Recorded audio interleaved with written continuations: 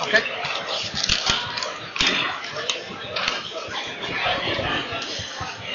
Good evening, and welcome to the regular meeting of the Council of the City of Long Beach on Tuesday, November 1st, 2011 at 7 p.m. We'll have a roll call. Councilmember Fagan. Present. Councilmember Goodman. Present. Councilmember McLaughlin. Here. Councilmember Torres. Present. President Sofield. Here. Let the record indicate the presence of City Manager Charles Theophan and Corporation Counsel Corey Klein. We'll now have a salute to the flag. Mr. Klein? Thank you. I pledge allegiance to the flag of the United States of America and to the republic for which it stands, one nation, under God, indivisible, with liberty and justice for all. Before we begin, I just want to remind everyone we have Good and Welfare after the regularly scheduled agenda. Good and Welfare is where we have an opportunity to raise issues of concern regarding the city. If you feel like you want to speak at Good and Welfare, please put your name on the list. The practice in the chamber is that we do not take additional names once Good and Welfare has begun. And also before we begin, I just want to take a moment of silence for the passing of Charles Hassel. He was the first African-American volunteer fire department in the city of Long Beach. He worked for the city's water department, and if you grew up in Long Beach, you may remember him as a city bus driver. He was friendly and always with a joke. So before we begin, I'd like to just observe a moment of silence for the passing of Charles Hassel.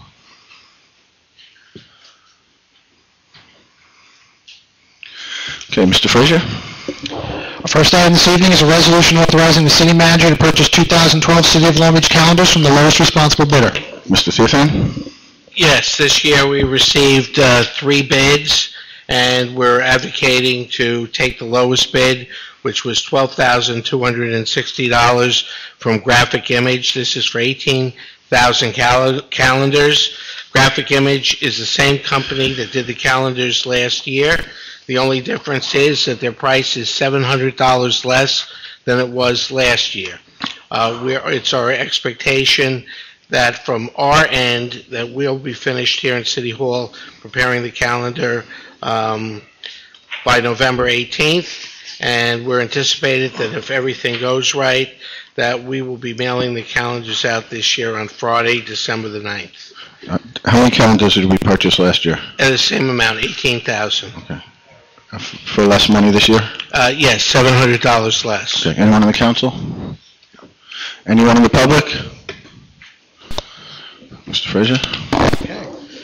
Voting. Item 1 is Item 1 is a resolution authorizing the city manager to purchase 2012 City of Long Beach calendars from the lowest responsible bidder. Who will introduce and move the adoption of this item? I will. Second. Voting. Councilmember Fagan. Yes. Councilmember Goodman. Yes. Councilmember McLaughlin. Yes. Councilmember Torres. Yes. President Sofield. Yes. City manager's monthly personnel report has been filed by the city clerk, who will make a motion to close the meeting. Before we move to close the meeting, I just want to again mention it's Good and Welfare tonight. We're about to begin Good and Welfare. Once we begin, we did not take any additional names, so if you feel that you want to speak at Good and Welfare, please put your name on the list in the front of the room. Thank you. We'll make a motion to close the meeting. I will. Who will second? I will. Voting. Councilmember Fagan. Yes. Councilmember Goodman. Yes. Councilmember McLaughlin. Yes. Councilmember Torres. Yes. President Sofield. Yes. You have the list. Yes. We're now going to begin Good and Welfare. You have 3 minutes to speak about various issues concerning the city. You have 3 minutes. When you have 10 seconds left on the clock, the city clerk will tell you 10 seconds. That's your cue to kind of wrap your thoughts up. At the end of 3 minutes, we'll ask you to please stop because we do have a lot of people that want to speak tonight and we'd like to give everyone the opportunity. Richard Boodman.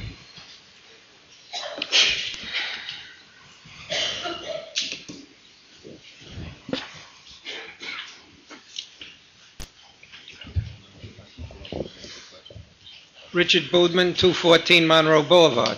The purpose of government is to protect the people. It's not to make jobs for friends and family at taxpayer expense, or for that matter, to create pensions for city council members at taxpayer expense. Mr. Theophan, at last month's meeting, I told you that I had spoken to an attorney who represents the owners of the Superblock oceanfront properties that were taken in condemnation by the city of Long Beach and transferred to the Palevsky-controlled entity. He told me that unlike the large rear property that was paid for in full, the value of these properties are still in litigation in the courts. I asked you, if the courts determine that there is more money due to those owners, are the people of Long Beach on the hook for the difference? You said those matters of litigation, those are matters of litigation, and that I'm not going to comment on them. Since we taxpayers are facing the possibility of a more than 40% tax increase when the true value is determined by the courts, who can blame you for not wanting to comment? However, the people have a right to know. It's our money. From what I have been told, the appraiser you hired has valued the properties at $3 million.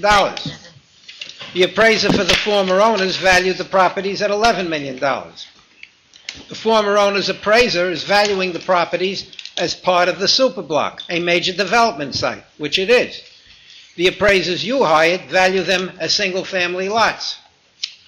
In the 15 years I have lived here, the superblock was always touted as multi-story apartment buildings, a hotel, and commercial space. There was never a discussion about single-family homes. Why didn't you include in the agreement with the developer in 2005 an escrow of the difference of $8 million plus interest for at least 10 years in the event the city loses the case? It's a no-brainer. Before you took those properties, you should have had your appraiser give you a value that reflects what the other side is going to ask for, to make sure we don't face a huge tax increase down the line. Now, how are you going to protect the property owners from a huge tax increase? And how are you going to protect the tenants from a huge rent increase now that the developer of the superblock is gone? Are there any other questions? No. Okay. The reality is, Mr. Boudman, that in 2005, when I was here as city manager and we did amendments to the agreement, the city was perfectly protected. The reality is, as you'll recall, when the condemnation took place, it was during the 2 years of the Democratic administration, correct? The condemnation took place in 2006. So Do you agree with me there? Sure, it took place in Okay, 2006. so moving forward, we do have litigation, and I am confident at the end of the litigation, the way there are other cases that are going on as well against Mr. Palevsky's entities that we're suing, and Mr. Palevsky personally, that I am confident, and through certain negotiations we're currently having with iStar, that I am confident at the end of the day, if deficiency judgments are awarded, if we believe that we overpaid one of the owners. The reality is that I still am firmly of the belief that it will not cost the taxpayers any money. How come you didn't escrow the difference? I wasn't here, Mr. Boudman. In And 2000, Mr. Boudman, do you listen? It was amended again in 2006. I was not here in 2006. So don't ask me why something didn't I happen. was under the impression it was amended in 2005, and that was the last one. Can I see a copy of the 2006? Sure. I'll pick it up at your office tomorrow. Oh, you'll foil it, Mr. Boudman. Thank you, Mr. Boudman. Kevin Heller? Okay. I can't help myself. I know. Kevin Heller, 230 West B Street. I've been here in the past to talk about different beach issues with the volleyball, with the overuse of beach vehicles, with the surfing access, and I just wanted to commend the City Council for working with the community, with the beach maintenance crew, with the lifeguards for listening and coming to some agreement that was right for the whole community. I commend you for doing that, and I hope that's a model for working through other issues in the future. I wanted to comment briefly on the Quicksilver contest. I was one of many people who did a little brief armchair quarterbacking when the rumors were flying around about the contest being canceled. I apologize for that, and I want to acknowledge that, when the hurricane hit, it was like, a rash of decisions had to be made, and snap, snap, snap, and no matter what decisions you did make, there was going to be a group of people who questioned those decisions. So I want to acknowledge that you guys did the best you could under extreme circumstances. I'm happy the way things turned out. And I think you're exactly right to weigh having a world-class contest versus the the needs of the whole community, and I hope you continue to take that approach going forward. I hope Quicksilver comes back, but it has to be, right for Long Beach, not just right for Quicksilver. So thank you for that. Very briefly, I know there are a couple of people here to talk about the pool, so I won't take too much time on that. I just want to express an opinion that, it's a long time coming. We need a new facility. We need a new pool, and if we can find a way to do that in a fiscally responsible manner, I'm in favor of that personally. And the last comment I want to make, just very briefly, on the upcoming election. There's really only one issue, and I know there are several people running here in the audience, and several of you are running and some of you aren't. There's really only one issue that's really, really important to me, and I know a lot of members of the community, is that whoever is elected and comes back here, they have to work together. We're a small town. We should all be friends. We should all be friends.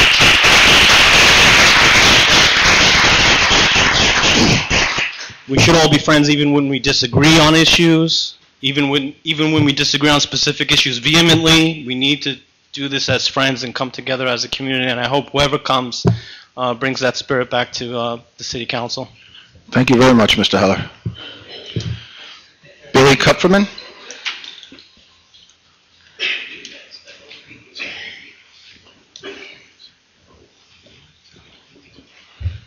Billy Kupferman, 14 Harmon Street.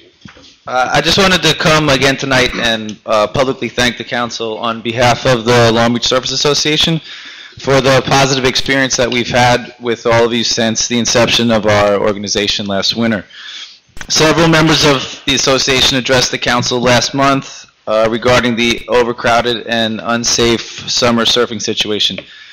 Personally, when I spoke, I asked that the council contact me to discuss changes for next summer. I was contacted by Mr. Remo the very next day, and just a few days after that, had the opportunity to sit down with Mr. Remo, Mr. Theophan, and the Chief of Lifeguards, Mr. Gillespie. That meeting went very well, and I believe that everyone involved left feeling respected and listened to and ready to move forward. And I just wanted to take the opportunity to say that, to me, that's how city government should work. We asked for an opportunity to sit down and speak with you guys, and then we got it. And we're very grateful for that. And again, just as Mr. Heller said, I know that this is a chaotic time with the elections a week away, but I do hope that once things calm down, the city will again contact me so that we can set up some more time to sit down and continue that dialogue that was started at our last meeting. And as an association, we really do look forward to a continued positive relationship with the city and its representatives for an improved and safer surfing situation for next summer. So thank you guys again very much. Thank you, Mr. Kupferman. Andrew Rossi?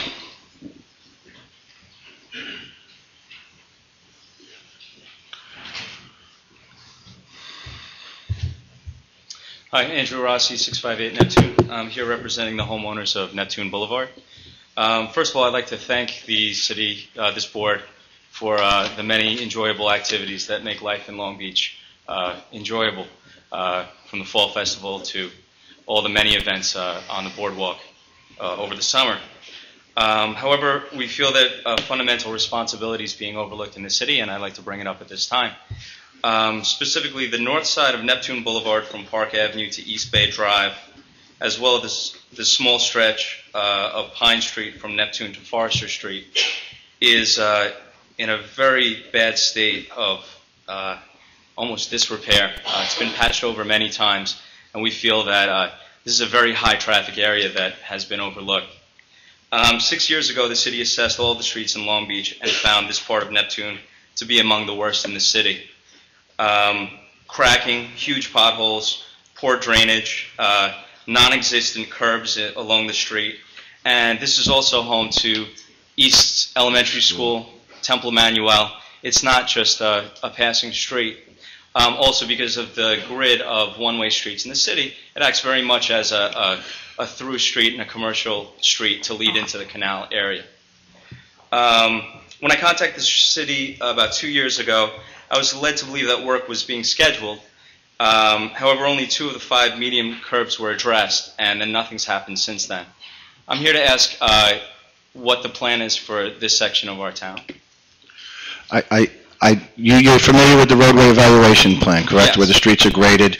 I don't know off the top of my head exactly where Neptune rates, but I would agree with you that it's in dire need of work and that it is a heavily trafficked street because of the temple, because of East School, and because of the access to the canals.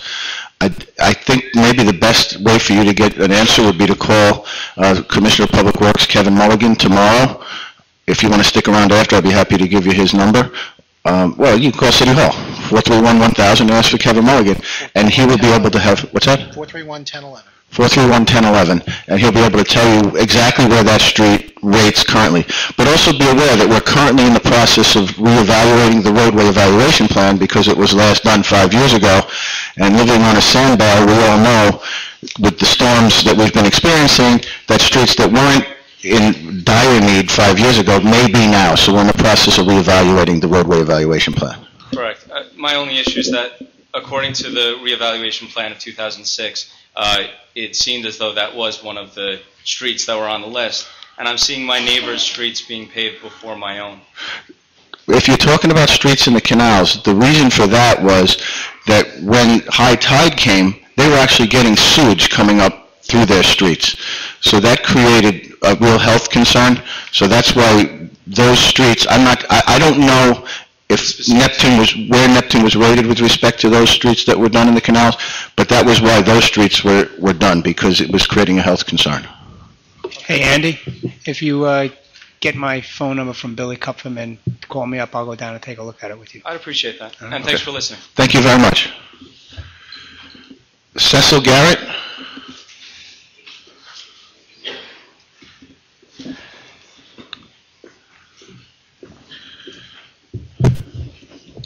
Cecil Garrett, 210 East Broadway, Long Beach, New York. We want to bring forth some observation from our community action group, Concerned Citizens of North Park. We have been active in voicing our concern for over 14 months, and we find that government, or the Long Beach City government, has power to do a lot of things. We have heard the compliments that come forward from various residents and organizations. But back in January of this year, I spoke at a good and welcome meeting stating that you were seeking Leary Wade's removal from Civil Service Commission, citing that he had violated his oath of office because he violated City Code of Ordinance. But Mr. Theophan also took the same oath, Article 2, Section 16 City Charter, which Mr. Wade did, which requires for the ordinances and codes of the City of Long Beach, and the State of New York, and the Constitution to be upheld. On June 23rd, a decision was filed in Nassau County Supreme Court finding that Mr. Theophan violated Section 61 of New York State Civil Service Law. And on September 22nd, a decision was filed with the Public Employees Relations Board finding that Section 209 of New York State Civil Service Law, which is commonly referred to as the Taylor Act, was violated. Based on the standards that we found here that was set by council, it appears that there has been a violation of oath by a city manager, and not only of a city ordinance, but found violating New York State Civil Service Law. On October 25th, a concerned resident wrote the city council asking that an item be put on the agenda for tonight's meeting with regard to suspending Mr. Theophan pending the required step to effectuate his permanent removal from office. 10 seconds. Why wasn't this item put on the agenda? The city council was quick to put an item out on the agenda amending the city charter so Mr. Wade could be removed. What is the difference here? A violation of law, any law, according to Mr. Theophan, is a violation of one's oath of office. All right, Mr. Garrett. We're faced with two completely different situations. In Mr. Wade's, please let me finish. In Mr. Wade's situation, he actually pled guilty in a criminal court and was faced with a violation that carried with it the potential for jail time. What we're dealing with now with the city manager is labor dispute between the city manager and one of the city's, between the city and one of the unions. So the law... Please don't yell out. Mr. Garrett, let me just finish. The case was brought against the city of Long Beach and not against Mr. Theophan, the first one. The one. Let me finish, Mr. Garrett. The one with respect to the pub. The second case was brought against the city of Long Beach, Charles Theophan, and the entire city council. These are civil actions. So when you're comparing it to a prior criminal situation, it's apples and oranges. That being said, I will speak to the other council members and see if they think what you have just brought to our attention merits any further investigation, and I'll speak to Corporation Council, and we'll see if this is something that needs to be pursued any further. So you're stating that because this was a civil violation, that it's not a breach of his oath of office? This is not a breach of office. No. I'm saying that. As You're Corporation saying Counsel, that this is not a breach of any office. Labor negotiations, and when one gets involved in labor negotiations, and matters are done in labor negotiations, does not result in a breach of office. Absolutely not. A ruling from the Supreme Court. The ruling by the Supreme Court Said that there was a violation in a civil action with ongoing labor negotiations. There is no violation here that necessitates any further action. So the Supreme Court ruled... The Supreme Court's ruling was, okay, specifically, there are lots of Supreme Court rulings involving labor negotiations. In this specific case, there is nothing further that needs to be done. The city... No, I'm not saying to be done. I'm saying there was a violation. No, there was not. So I beg to differ. Okay. So this is ongoing labor negotiations with the city, and these matters continue, and there has been no violation of the oath of office. So, Mr. Fagan, Mr. Garrett, assigning a firefighter to the position of acting lieutenant when lieutenants assigned were either sick or on vacation requested to time taken off for a personal duty constitutes a violation of civil service law, section 61. My office handled that case. I'm very much aware of that case, of all the cases that involve the city of Long Beach. Plainly state that there's a violation. There is no violation. Thank you. Mr. Fagan, you seem to be on the side that we should have done something with Mr. Theophan. Is that accurate? Well, you've got the state Supreme Court that's made a decision here, and they were very clear about the decision. A decision was made. It's not something pending. It's something that a decision was made, and in state Supreme Court. Okay. And the oath of office states that you uphold the laws of the state. Okay. Now, you currently have felony grand larceny charges pending against you where the district attorney, let me finish, where the district attorney said this defendant was elected to represent his community and then stole taxpayer money. This is please don't yell out. Please don't yell out. Can you, please, Ms. Benchik, please. This is not just a violation of the law, but a violation, please, Ms. Benchik. Mr. and Ms. Benchik, please control yourselves. Will you please let me finish? Please let me finish, Ms. Benchik. Ms. Benchik, please. This is not just a violation of the law, but a violation of the trust placed in him by the people of Long Beach. Wait, I understand that everyone is innocent until proven guilty. What I want to ask you, Mr. Fagan, is that you clearly don't understand if people are innocent until proven guilty. No, I do. Make a what I want to ask you, Mr. Fagan. You don't understand. No. What I want to ask you. This man was found guilty in state Supreme Court. What's the difference, Mr. Fagan? What I want to ask. Guilty. What I want to ask you. It's like the man on death row who's trying to explain why he killed his wife. What I want is found guilty. He's going to die. What I want to ask you, Mr. Fagan, is at the conclusion of your legal matter, if you plead guilty or are found guilty of violating the law, are you committing right now to resigning? Don't answer the question, Mr. Fagan. At this point in time, let's just move on. As an attorney, you should know better, and showing that you are that foolish to even present that to the city, you're unfit to sit here. Mr. Fagan, all I'm doing, Mr. Fagan, is asking you to hold yourself to the same standard that your spouse. You clearly don't hold people to the same standard. There's no reason for you to raise your voice, Mr. Fagan. Okay. Will Hallett.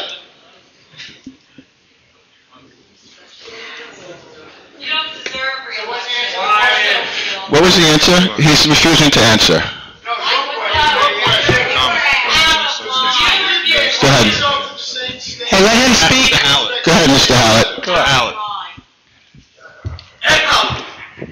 Good evening, everybody. Hi, everybody. Everybody take a deep breath for my good welfare. Thank you. Hang on. Thank you. Welcome, Will. Thank you. Nice to see everybody. I want to take a moment and thank the council for your hard work over the past year. I recognize that the council had a ton of difficult decisions.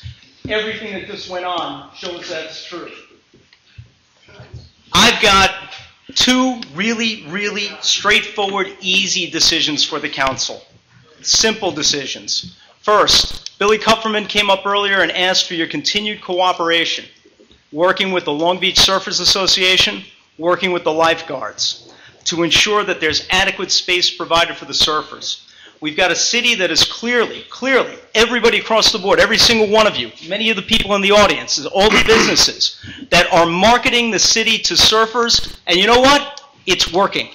The city is filled with surfers more than I've ever seen in my entire life. I've surfed this place for 40 years. I've never seen more surfers. That's a great thing. These surfers patronize the local businesses. They stay here. They spend money. They come. They live here, many of them. They decide to live here. Positive publicity. It's all good. Please continue to work as closely as you can with the lifeguards, with the Long Beach Surfers Association to see that there's adequate room and space for them, because the overcrowding situation in the summer is very real.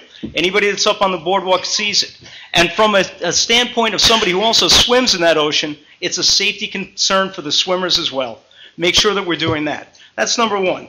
On the second, I would implore you to work as hard as you possibly can, as quickly as you possibly can, and as diligently as you possibly can to get together with the Quicksilver people and bring the Quicksilver Pro back to our city in 2012.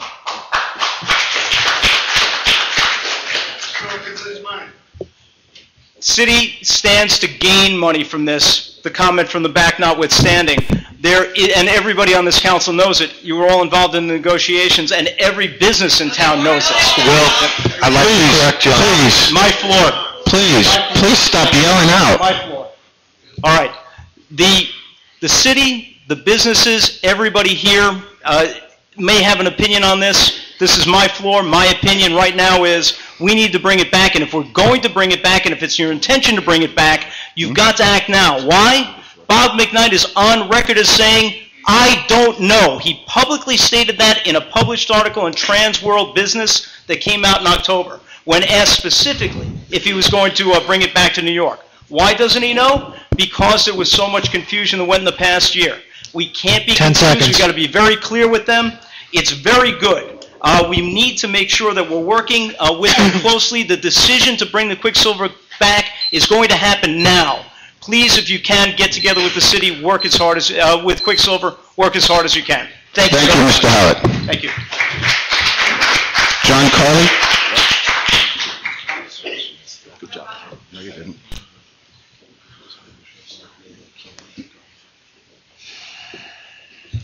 How's everybody doing? Excellent. Welcome to the show. John Carley, 55 Monroe Boulevard. Just to give you a little background, I'm here to talk about the boardwalk. I lived in Long Beach from 1936, when I was born, till I moved away in 62 on account of my job. My wife is the same age as, well, she's a little younger than me. She was born in Long Beach High School. She lived here at the same time. We moved away. We came back 6 years ago. My wife wanted to move back. Me, not so much, but my wife wanted to. So I did the right thing. My wife walks on that boardwalk every day at least twice. When we moved back, the boardwalk was in terrible condition. I don't know who was responsible for it. I wasn't here. But it was in terrible condition. It has been being worked on in the last 6 months, which I'm not greatly enthusiastic about it, the way it's being done and what's being done. But it seems that the Democrats this year have a proposal, because I read their literature on what has to be done with the boardwalk. You can't find out about it at the nights that they're there. So I'd like to ask Mr. Torres, what is your proposal to do on the boardwalk? How much is it going to cost, and how is it going to be paid for? Well, to answer your question, first of all, I do agree with you that we do need to do some additional work. One of the things that I am proposing is bringing in a kind of share a highway type of concept where outside companies can come in and invest and also help with the repairs. The other is we're looking at private foundations that are looking at environmental themes, looking at educational themes.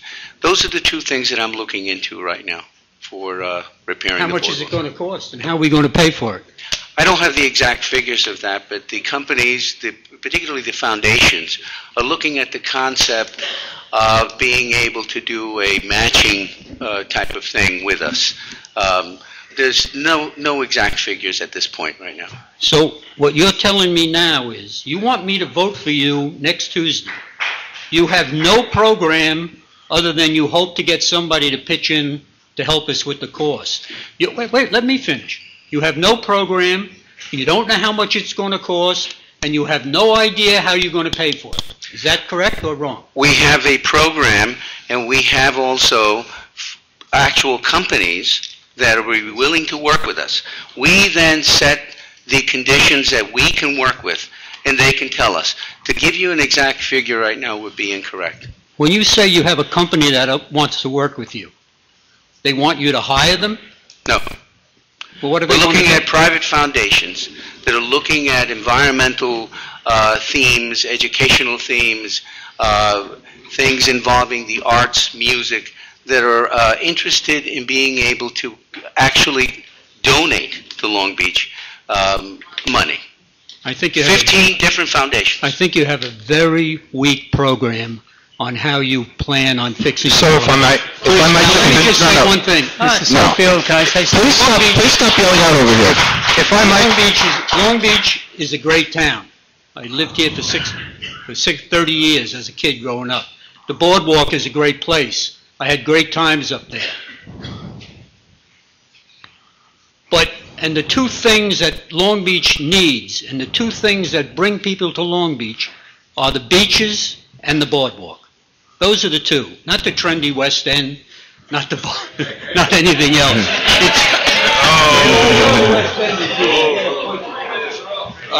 It's the beaches and the boardwalk.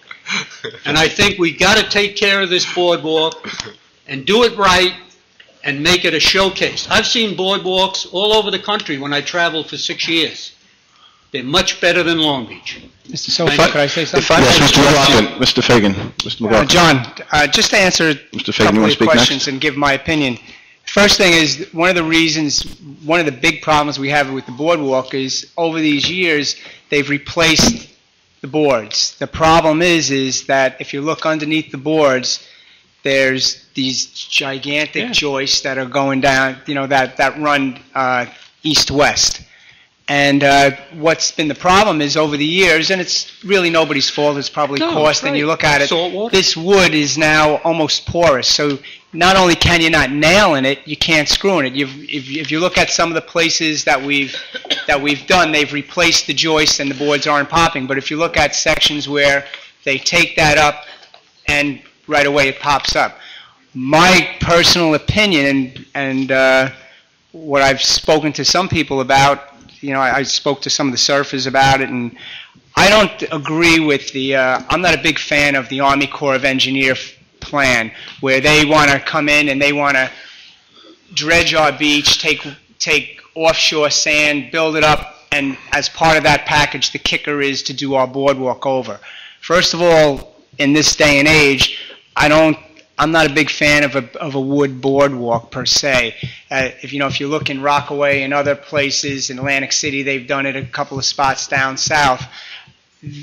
Wood, you have to replace it every 7 years. If you look at this boardwalk, you replace all that. That's a lot of natural materials that are being just taken. They're brand new natural materials.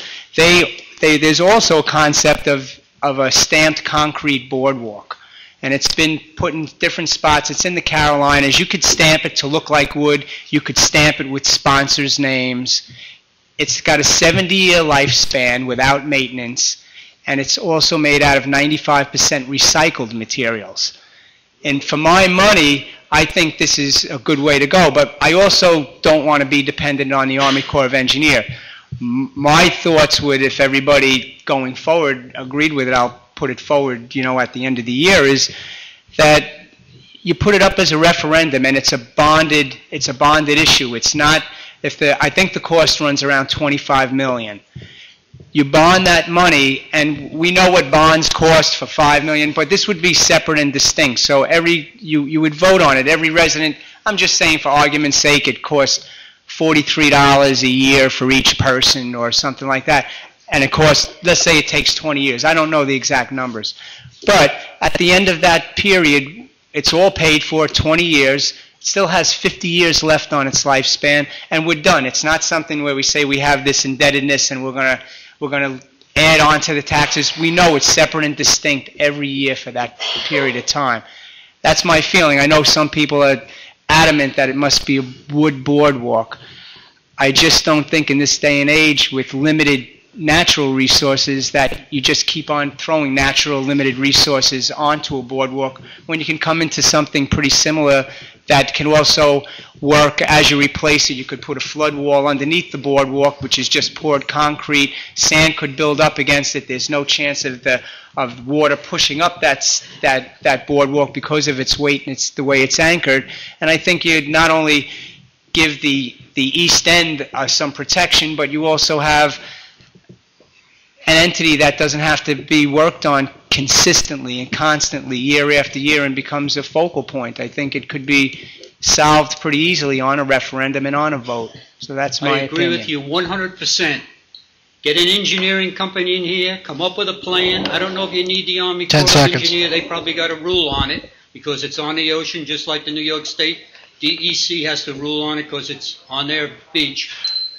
Get a referendum up, bond it, and get it done. Let's stop with the patchwork. It's Long Beach. The boardwalk and the beach is Long Beach. I agree. Thank you, Mr. Colley. Peter Rovitz?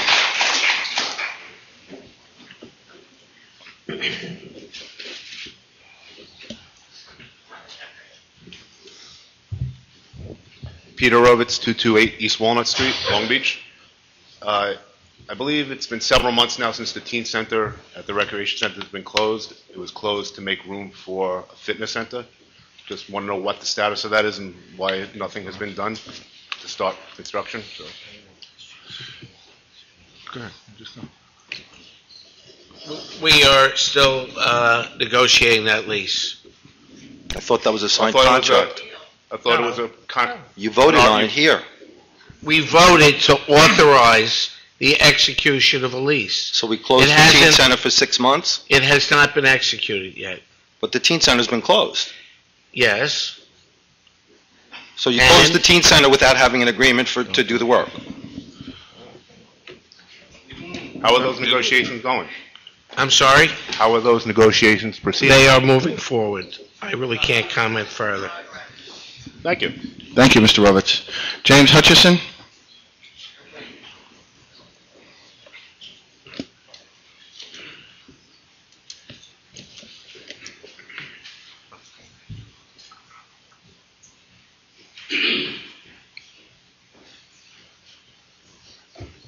James Hutchison, 12 Sycamore Court, Long Beach, New York. First things first, a criminal charge and a civil charge is totally separate. Corey, you know that. You know better than to mislead someone to make them think that violating a city ordinance is a criminal charge. Violating a city ordinance is not a criminal charge. All right? A criminal charge is a felony or a misdemeanor, something that you go and you get fingerprinted and processed for. Violating the city ordinance, you don't go get fingerprinted and processed for. That's number one. Number two, an oath is an oath. I read that decision, all right? I learned how to read and write law in prison. I'm not ashamed to say that today. And to stand here and say that Louis Wade was facing jail time is incorrect. And it's highly disrespectful to say that Louis Wade was facing jail time for those ordinances. What I'm saying is that there was a lot of things mentioned about an oath. An oath is an oath, all right? Whether Charles violated his oath, whether Louis Wade violates his oath, if I violated an oath. An oath is an oath, all right? A city ordinance, what's the difference between a city ordinance and a civil charge and a criminal charge? We know what a criminal charge. A criminal charge will send you to prison. Violating a city ordinance, less likely that you will go to jail. Let's be real here. Now, maybe you want to explain to the people what the difference between the city ordinance, civil, and criminal is.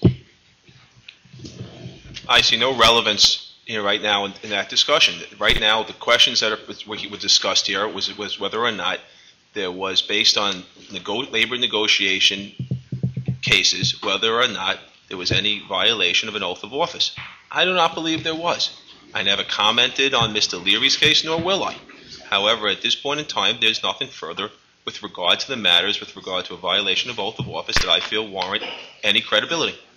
Okay, so therefore, Supreme Court judge just doesn't make any difference to you? If it rules against you, because you wrote the brief. Labor negotiations that involve cases involving labor negotiations continue. Okay. And the issue is that there are lots of cases involving the city and the Supreme Court. There's been no violation of any oath of office that has taken place due to those decisions issued by Judge Phelan, issued by Judge Murphy, issued by an administrative judge in PERB. None of that rises to the level of a violation of the oath of office. Okay. All right. But you don't go to jail for violating city ordinance, do you? Technically, you could. Do you Usually, do you go to jail for violating city ordinance? Answering the question, sir, under sections of zoning law and under sections of building code violation, it carries with it the possibility of fines as well as sentence of up to 2 weeks in jail. So in response to the answer, sir, you're asking me whether you can, and the answer clearly is legally yes. Okay. You can. But are they, last question, are they criminal charges? They are quasi-criminal charges, yes. No, they're not. They're not. You went to law school. Come on, Cole. That's what I'm telling you the answer. Anytime you face potential jail term, okay, there's different categories of violations. This is a violation of when somebody faces jail time is deemed to be a violation. A violation is something less than a misdemeanor. However, you're asking whether or not one can be sentenced to jail for a violation, and the answer to that is yes. That's all I'm answering. Okay. Mr. Klein, I have a question. A few years ago, some of the union heads for the New York City Transit Union, I believe that they were they in prison for violating the Taylor Law? I have no idea, Mr. Fagan. And the fact is that these violations that you're trying to bring up here have nothing to do, okay, with their ongoing labor matters, okay? They're matters affecting labor negotiations. They are not something that rises to that level. But for violating the tail law, you could possibly go to jail. Not in this, Mr. I don't know what you're referring to. Violations of the tail law in negotiations, violations of the tail law with regard to, contract negotiations are not something you go to prison for. Absolutely not. Mr. Klein. Don't say a word. Mr. Klein. They have, yes. Mr. Yes, Klein. Ms. Goodman. Did we not have a case, I think about 2 years ago, where I believe her name was Mona Lisa Rivera, went to jail for some building code violations? I recall possibly, yes. There's But again, I don't know what this has to do, Well, like I just said, that, I think that, an oath is an oath. An oath is an oath. There was no violation of the oath of office. Okay, there was no violation of oath of office. I have one other question, that we were at the Martin Luther King Center the other night. There was some issues about this keys to this sink. We just had a party at the Martin Luther King, and I had to take dishes and put them in a garbage bag and take them home from washing them in a slop sink. That's health code violations. My children are there. I don't want to wash my children's dishes in a slop sink. So what happened with this key? Hector doesn't want anybody in the kitchen because nobody's qualified to be in the kitchen. I understand what you're saying, Mr. Hutchison. I spoke with Hector about it. He told me that in the past, the key had been duplicates made and passed around, and that people who shouldn't have been in the kitchen were actually in the kitchen. And as you're well aware, there's a daycare there, and we have to be very careful when we have people around children, especially people that aren't authorized to be around the children. So I'm in the process of trying to figure out exactly where we can go with this key issue. All right? Okay. Thank you. Mindy Williams?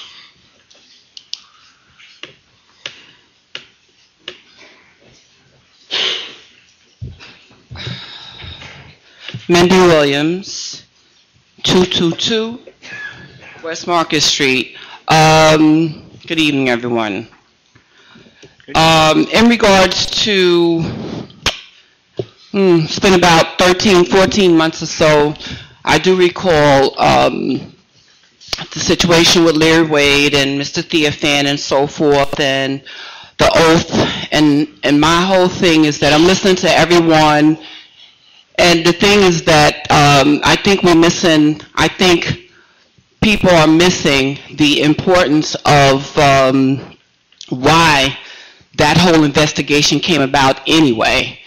For me, that was personal. That's just my opinion, and that's why it came about. He was commissioner or what have you.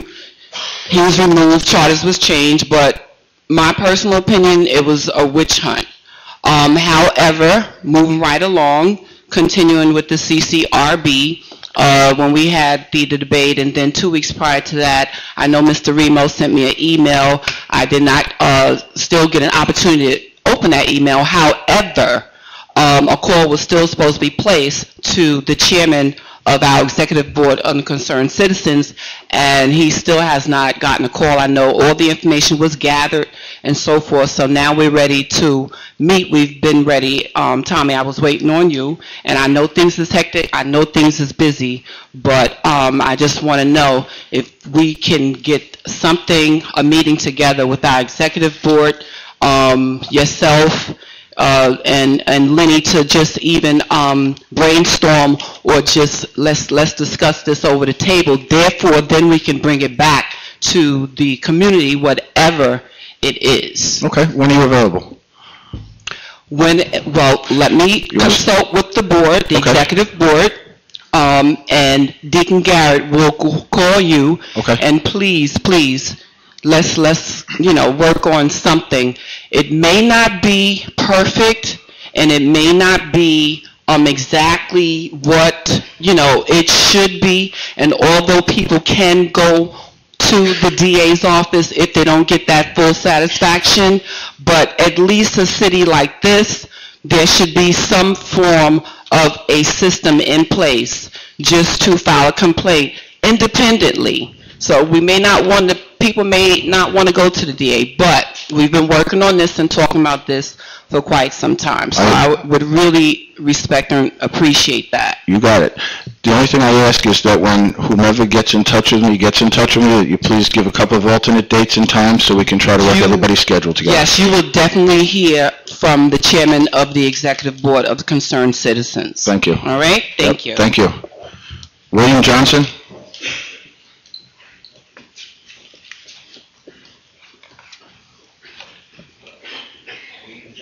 West Broadway, Long Beach. I just want to thank you first for giving that moment of silence for Charlie Hassel. He was a very good man and well respected. Good evening, gentlemen, Ms. Goodman. First, thank you all for those that were present at the debate at the MLK and your participation in it. It was a fair and informative debate. Just as the League of Women's Voters and the library have their election year debate, so should MLK Center be put on a calendar to host an election year debate also. I'd like to bring into remembrance a few things that happened that night or that was said. First, Mr. Sofa stated that Mr. Torres had not been honest in his statements to our community, that he was coming in and telling us one thing and saying something different to other people. Now, I bring that up because I remember what you said at that meeting. Okay, so I'm going to show you, you do the same thing that you said he did. Okay. Then, totally different, right. Then saying his feelings on Mr. Wade's sworn oath and office violation. That oath of office and a guilty verdict on that violation, and then the penalty of guilty verdict, job dismissal. I am, and we are not here tonight attacking anyone. Our purpose is fairness to all sworn employees. Now, with that said, it has been reported that our city manager, Mr. Theophane, has violated his sworn oath of office, found guilty of that oath of office, that violation. Mr. Sofa, at the MLK debate, you made it very clear your position on this. Who are those who are found guilty of violating their sworn oath of office? Job dismissal. Do they apply to all or just minority employees who are sworn in? Mrs. Goodman, you were there also. You were at the debate, and you heard what we heard from Mr. Sofield. How do you feel about this situation, and what have you now to say? Ms. Goodman, you had a comment on this matter. I can't remember the exact word of it, but I know what it meant. It was saying that we don't really know what type of person Mr. Wade is. Mr. Sofa, could you please respond, and then you also, Mrs. Goodman? Respond. I don't understand. You came. I'm afraid I don't understand. Wait, you made a lot of noise up there at that MLK debate talking about people violating sworn oaths. You said absolutely nothing about civil or criminal. 10 seconds. But being that you're a lawyer, you know how to move around those type of things, and it's not right. You need to treat him the same way you treat anybody else that violates a sworn statement. Thank you, Mr. Johnson.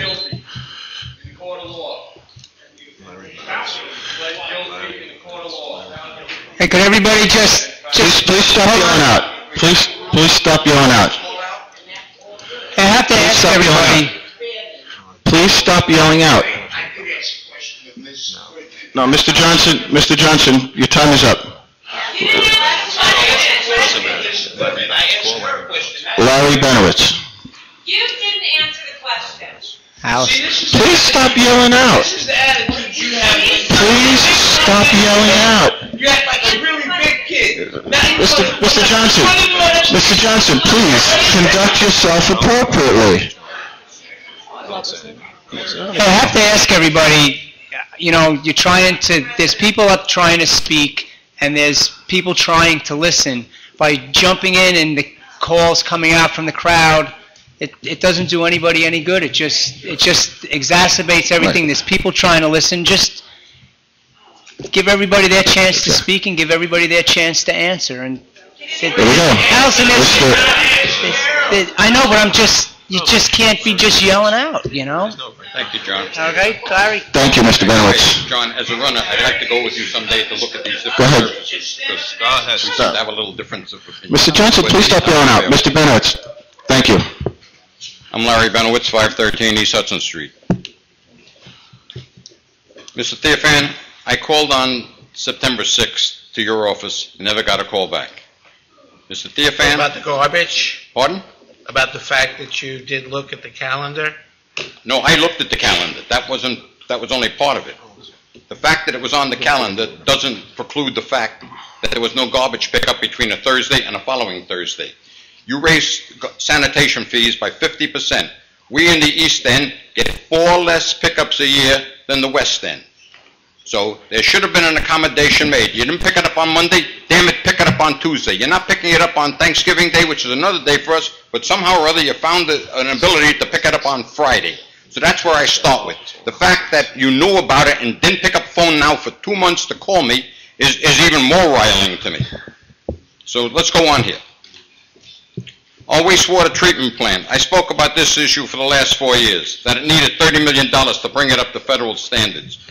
But until this article, it's the first time that I noticed that you even seem to know that it's in violation of what the government wants us to have. Bay Park has been ripped for dumping untreated waste into Reynolds Channel, but Long Beach has also been dumping partially treated waste, and both plants have been graded D with a score of 66. So our plant is as poor as the one that we're carrying on about over in East Rockaway. Where is the value promised for Riverside and Pine Street by October 29th? Am I surprised it's late? Not at all. You also promised the council president a completion date for the Indiana Firehouse that was way off target. Let alone, we won't even discuss the fact that it was over budget by God only knows how much. The roadway evaluation report was supposed to be the Bible when it came to street reconstruction. Mr. Sofield and I had a terse conversation about it one evening here. I stated it was old and needed upgrading. It hadn't been as of that day. I'm glad to hear today that it's finally going to have a relook. But so far in 2011, no street has been reconstructed. Riverside Boulevard, when the list was published, was rated the worst street. I believe it was 1.83. And not far behind was Neptune Boulevard, which some other gentleman spoke about earlier. And that's now, after 7 years that report exists, neither one of those streets have moved to the front of the list, even though they were at the front of the list. Where is the new recreation center that was promised in 2007? I hope Mr. Mulligan will be able to find the plans we paid for years ago. That was a lovely picture of 10 seconds. On campaign literature that the administration damaged on Illinois Avenue. We originally paid for Mr. Boardwalk so West Enders could access the beach. Then we paid for access ramps that the EPA now wants removed and replaced. So do we ever do anything that abides by the rules of the game? Mr. Benowitz, thank you very much. Gary Polakowski?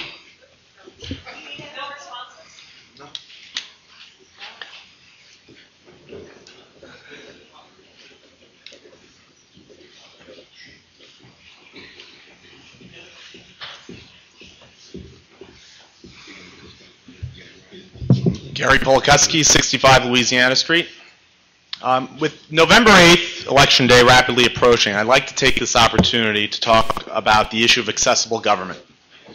As many of you know, a grassroots effort to engage candidates, council members, and other officials alike in conversation about the issues near and dear to the city is taking place online through a page on Facebook called Citizens for Long Beach, New York.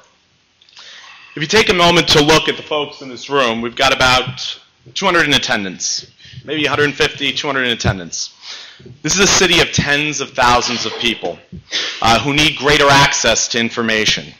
I'd like to thank those of you who have been participating in this forum because it's very helpful and useful for the folks who are looking online as a resource for information. It's very helpful by all of you being responsive to the community needs and interests.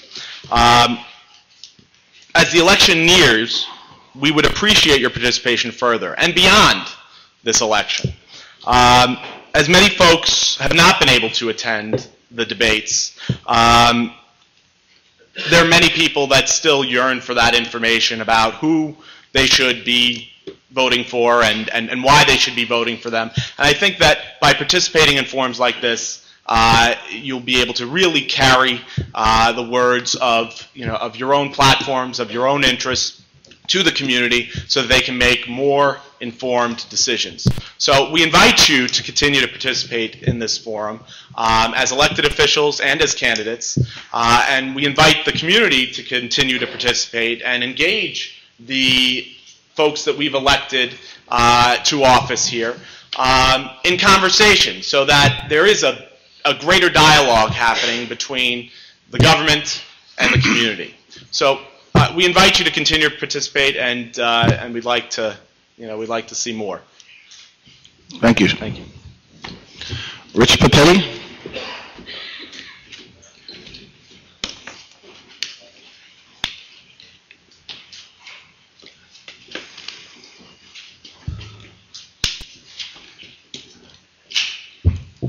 Good evening, Rich Papetti, 46 Wisconsin Street. The West End, one of the jewels of Long Beach, one of them. A number of years ago, we were made aware of problems of a large fast food service giant that would have had an impact on our quality of life, on the small businesses in the area, and on the future landscape of the West End in general. It was so much of an impact as to have the city enact ordinances designed to keep the West End the jewel it is. It was important enough then to boycott, to protest, to garner bad publicity, and collect over 2,000 signatures, which, if needed, I still have at my house, the copies of all of them, against it, and given a short time and some awareness, I'm sure we could do it again. Then we had the help of the city. Hopefully now it will be no different. We are against the proposed opening of Dunkin' Donuts in the West End. Ordinances and zoning have been designed to help with the delicate balance of residential and business in the West End, and as we know, there are times when bad decisions are made bending and varying those codes and ordinances with negative effects on our quality of life and on the character of the West End. Now is not the time to bend the rules. If you cannot stand up to a giant, then take him down in size by adhering to the rules. Strict enforcement of 9-11222 with regard to parking for fast food, one spot for each 2 legally accommodated people, plus the employees. Then there's no driveways entering onto residential streets, which would prevent letting them have a drive-through. There's lighting and sign rules to keep it where it would be discouraging to want to be there. And there are others, I'm sure there are plenty of others. The need is to attract business that will enhance Long Beach and the West End, not cannibalize the existing businesses and create a fast food corporate way strewn with trash and traffic and the problems it brings. People need to get the word out to stop this, to boycott it, and the council needs to come to our aid and to help in any way it can. A done deal is wrong in that there should be at least, which is a rumor that's going around, that there should be at least a change of use variance to give the people more say in the matter, instead of just coming before the city council, or if it comes before it, give them the say. I have a little over 200 signatures. I'm sure there's more coming. I know lots of other people were picking them up, collecting them, out to get them. Like I said, we could get the 2,000. The 2,000 basically said the same thing we're saying here. I still have them at home. I could show you what they say, and that's what we want. Just one quick thing on the other side of the coin. Keep hearing about all the things with this. The boardwalk, I ride the boardwalk every day. Granted, it's in need of repair. The boardwalk and the beach are Long Beach, like they said. But Long Beach is not Long Beach without the services we provide. And having a little bit of knowledge of the other side of the coin, the services we provide 10 seconds. are in need too. I mean, we need to put money in. Whoever comes in, come January, it needs to take a good hard look at our sewer plant, our water plant, our rec center, and put money towards those things to get them back to the efficient and state-of-the-art places they should be. Thank you, Mr. Papetti. Jonathan Tan?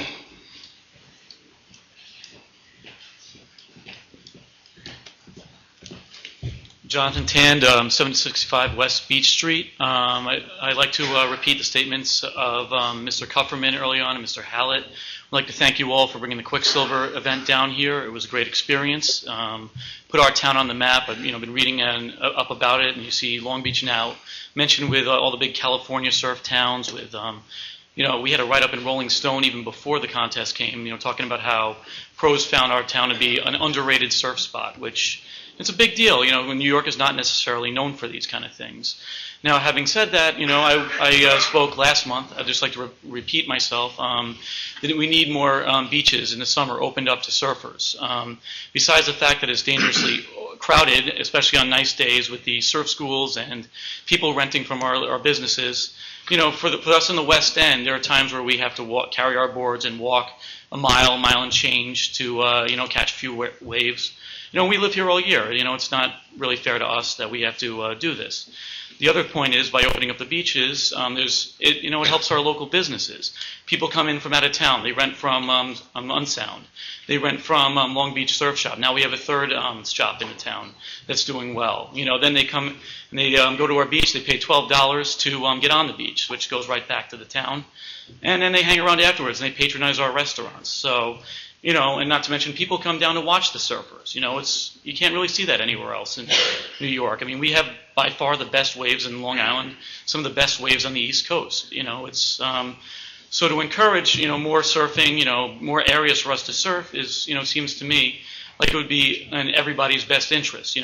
We can surf more and be safe. The town can make money off of, surfers coming in. It just seems like it would be, beneficial to all.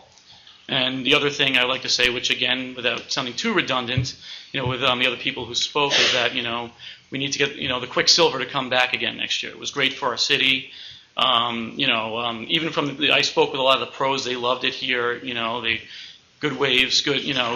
We had great conditions. It's again good for the city, just having the exposure we get from having that down here. I'm going to keep it short. I know there are a lot of other people who want to speak, so thank you. Thank you, sir. Sid Morris?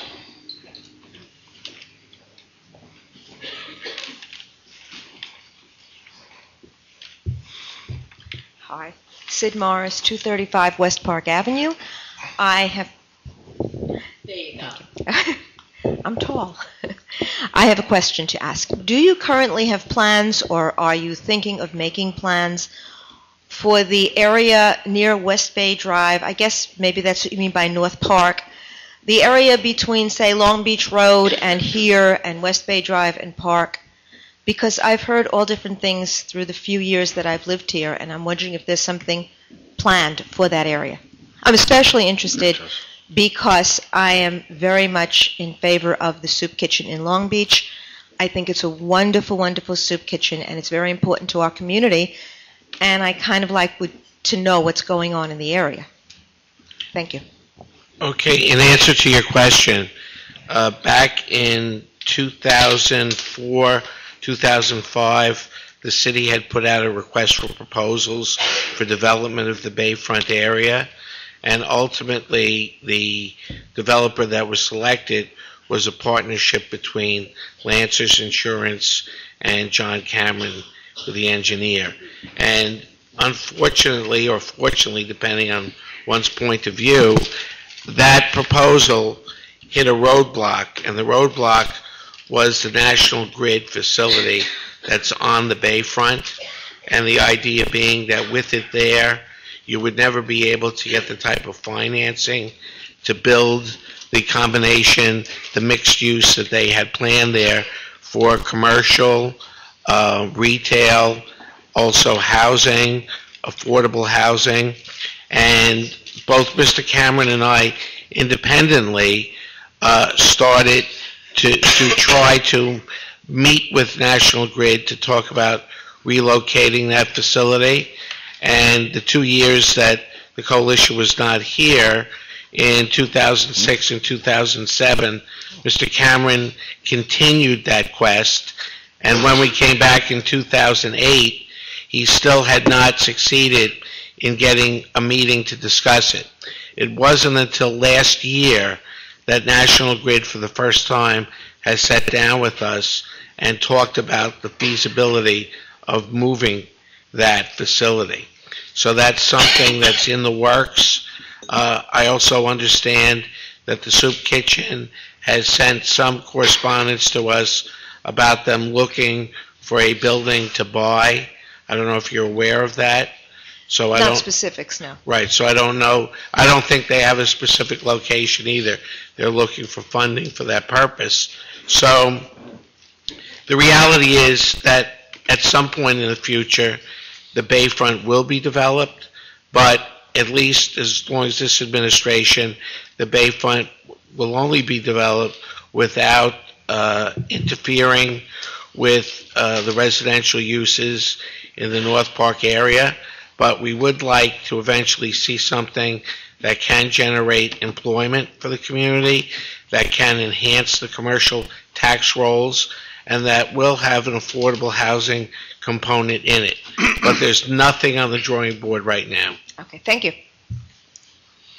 Maria Cantemo?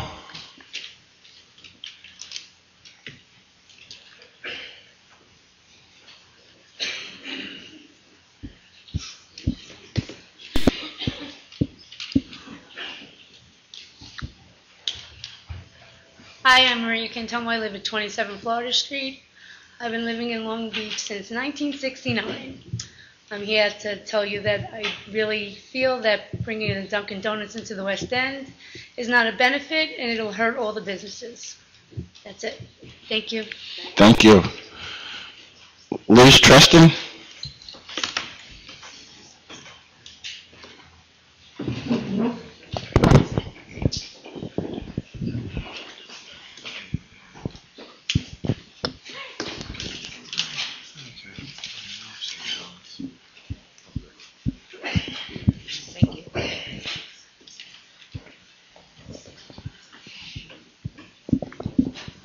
My name is Liz Treston.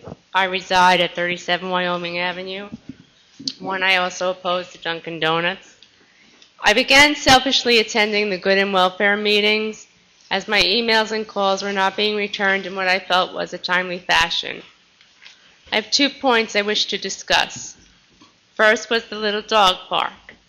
At the August 2nd meeting, I brought to your attention that a public entity was being constructed and not adhering to any of the guidelines set out by the Department of Justice and Title II of the ADA.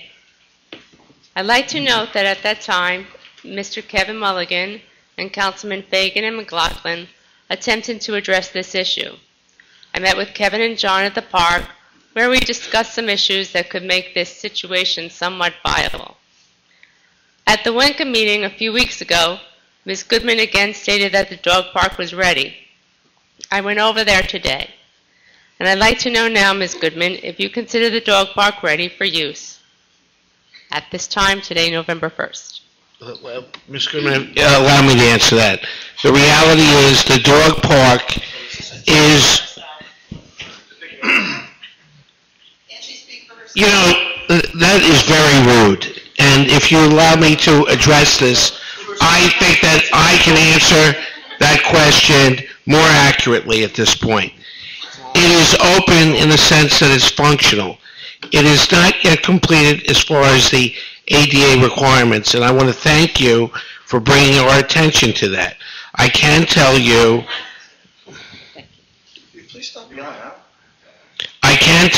that as a result of your suggestion, we have determined exactly what we are going to do there as far as a ramp that will enable you that once you go through that first gate, a ramp will take you to the second gate and elevate any individual in a wheelchair so that they will be able to go through the second gate, then go on to the Mr. Boardwalk surface so that you would be able to navigate your way into the dog park to get to the area where the benches are or whatever. We have personally brought the head of beach maintenance down to the site to show him exactly what needs to be done. You know, the one unfortunate thing is that right now they've been working very, very hard on the boardwalk, but we are going to get him away from that for a day or two within the next week to 10 days to finish. I would have liked for it to have been finished already, but within the next week to 10 days, that ramp will be finished and it will be fully compliant. Is that Mr. Boardwalk It's that blue stuff. Yes. Okay. No, with no disrespect, Mr. Theophan, at that meeting, August 2nd, which there is on record, you pretty much threw me under the bus. But my second point is, I am not litigious. I prefer to point out an issue and have it resolved. In July, I emailed Mr. Theophan in an attempt to find out who the city's ADA compliance officer was and if our public buildings were up to the guidelines. In a rare returned email, he stated that City Hall, Martin Luther King, West End Community, and Magnolia, and the beaches were accessible. Really? As I stated, I am not litigious. I haven't filed with the Department of Justice or the Human Rights Commission the glaring issues that I have brought to the attention of Ms. Costello. On August 10th, I pointed out to the ADA compliance officer and to Kevin that there is no sign on the accessible bathroom, nor is it easily accessed without having some psychic ability that the magic key is hidden somewhere within the telephone operator's door. Each meeting I come to, hoping that this staring in your face, simply remedied issue will be taken care of. It's not. So I sit in front of all of these people at the age of 51 years old and ask to use the potty because the door is always locked during public meetings. A total disregard for my civil rights and anyone else with a disability. So which of you has the magic key? What door?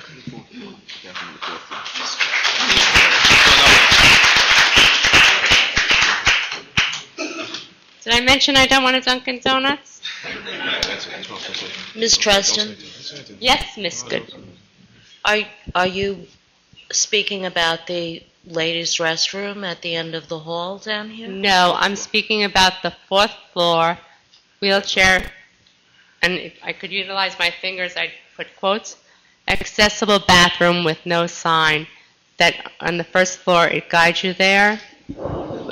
I believe it says something about persons with disabilities, accessible bathroom, 4th floor. And I met with Kevin, I met with Noreen in August, and we sat there discussing. There hasn't been a sign up there for over a year. And then I'm not, I'm telling you, someone's going to come and sue. Is that what you want to wait for? Then that's fine. I'm just letting you know that. Stick a sign up there. I will see to that immediately, Ms. Treston. We've been waiting a year, but thank you. In the meantime, anyone have a key? Because I'd like to use the bathroom. Mr. Frazier, do you know where there's a key? Yes, you have a key. Allison Blanchett. Karen San.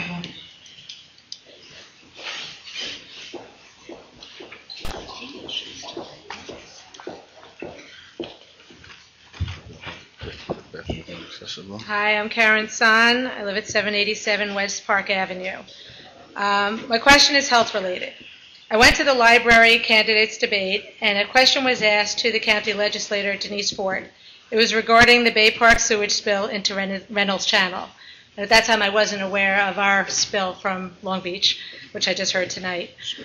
Denise was asked why the Long Beach residents weren't informed of the spill. We swim in the bay, fish in the bay, kayak in the bay, boat in the bay. Our children are swimming in the bay. And why weren't we told? This was a health risk. There's sewage in there. And her response was she felt it was more important to find out what the problem was and to fix the problem before, and these are her words, not mine, before the residents were informed. She even held up a bill regarding notifying residents for such an accident like that, which is a health risk. My question to you, though, is what did you know about this bill, and why didn't you notify the residents? And I'm not really talking about laws and what you have to do and not have to do. If you knew, why didn't you inform us of something that was so dangerous and a risk to our health? I'll talk. When it was first started to happen, actually, I had been speaking to Scott Bachner, and I don't think anybody really knew what it was at first. This is when we were first noticing the seagulls over there. What happened was, I don't know if you're familiar, what was happening is this spill was, we would notice it in the afternoons or whenever, at certain times in the morning, especially towards the evening, there'd be birds, seabirds, all around. There's a bunker there where the outlet is for the Bay Park sewer.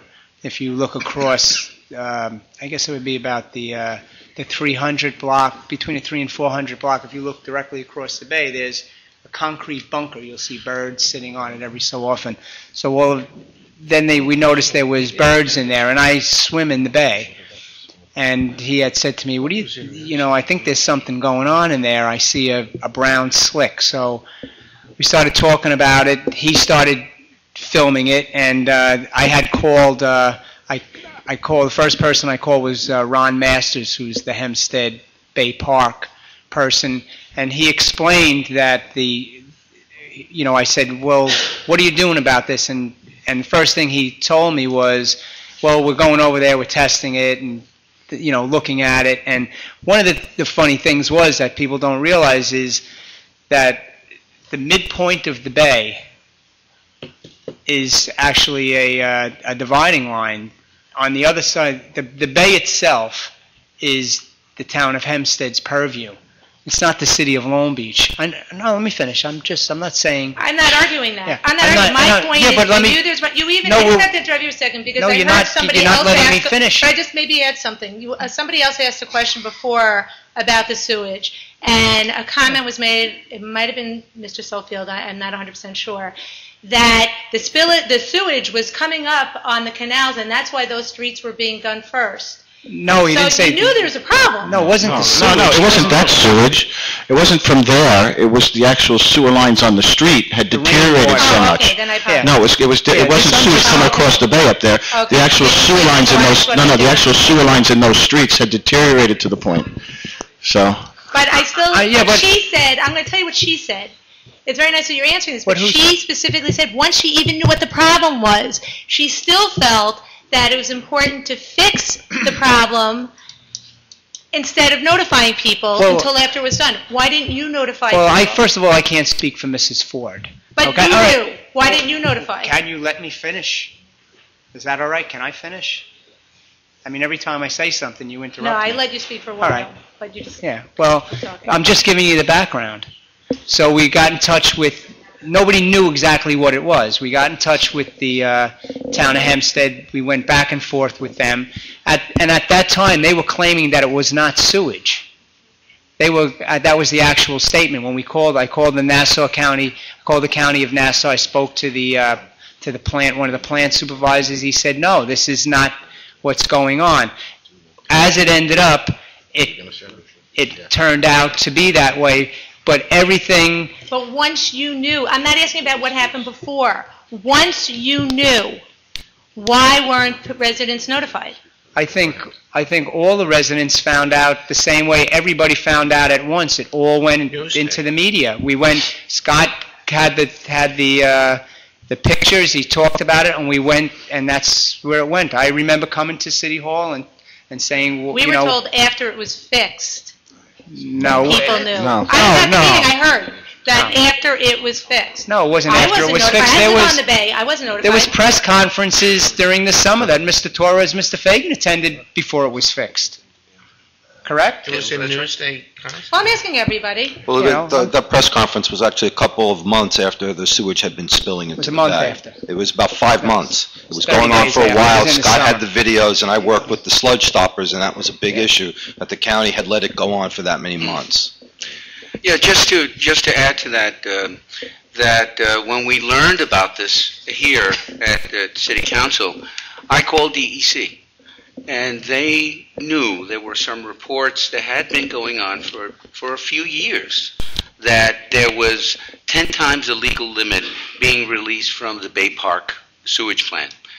And as you probably know, I, in November, put out a letter to Mr. Mangano and to Denise Ford indicating that we were very concerned about what was going on here. And I literally walked from house to house and brought the letter in November, before this hit the news, because of the concern. And I share that with you too. Concerned about the right to know. The right to know. And how do you plan to change that going forward? Regardless of what the county decides, how do you plan to let the residents here know if there's a problem, whatever it is like that, that's dangerous and hazardous to our health? How do you plan to notify? What I would propose, this was an unfortunate situation because we were being told one thing when in reality it was another. And once it became known what it was all over the media. However, going forward, what I would advocate is putting it on the city's website, Swift 111 notifications. If it rises to a certain level, a mailer from the city to everyone's home notifying them of this potentially dangerous situation.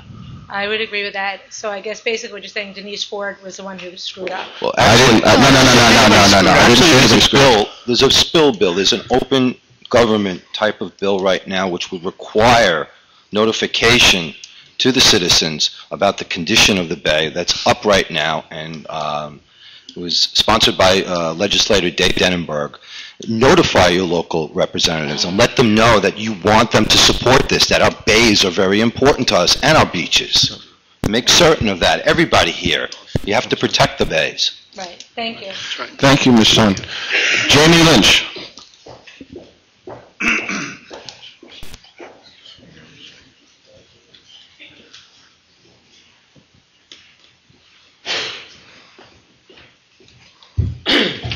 Good evening to the council. James Lynch, 16 May Walk.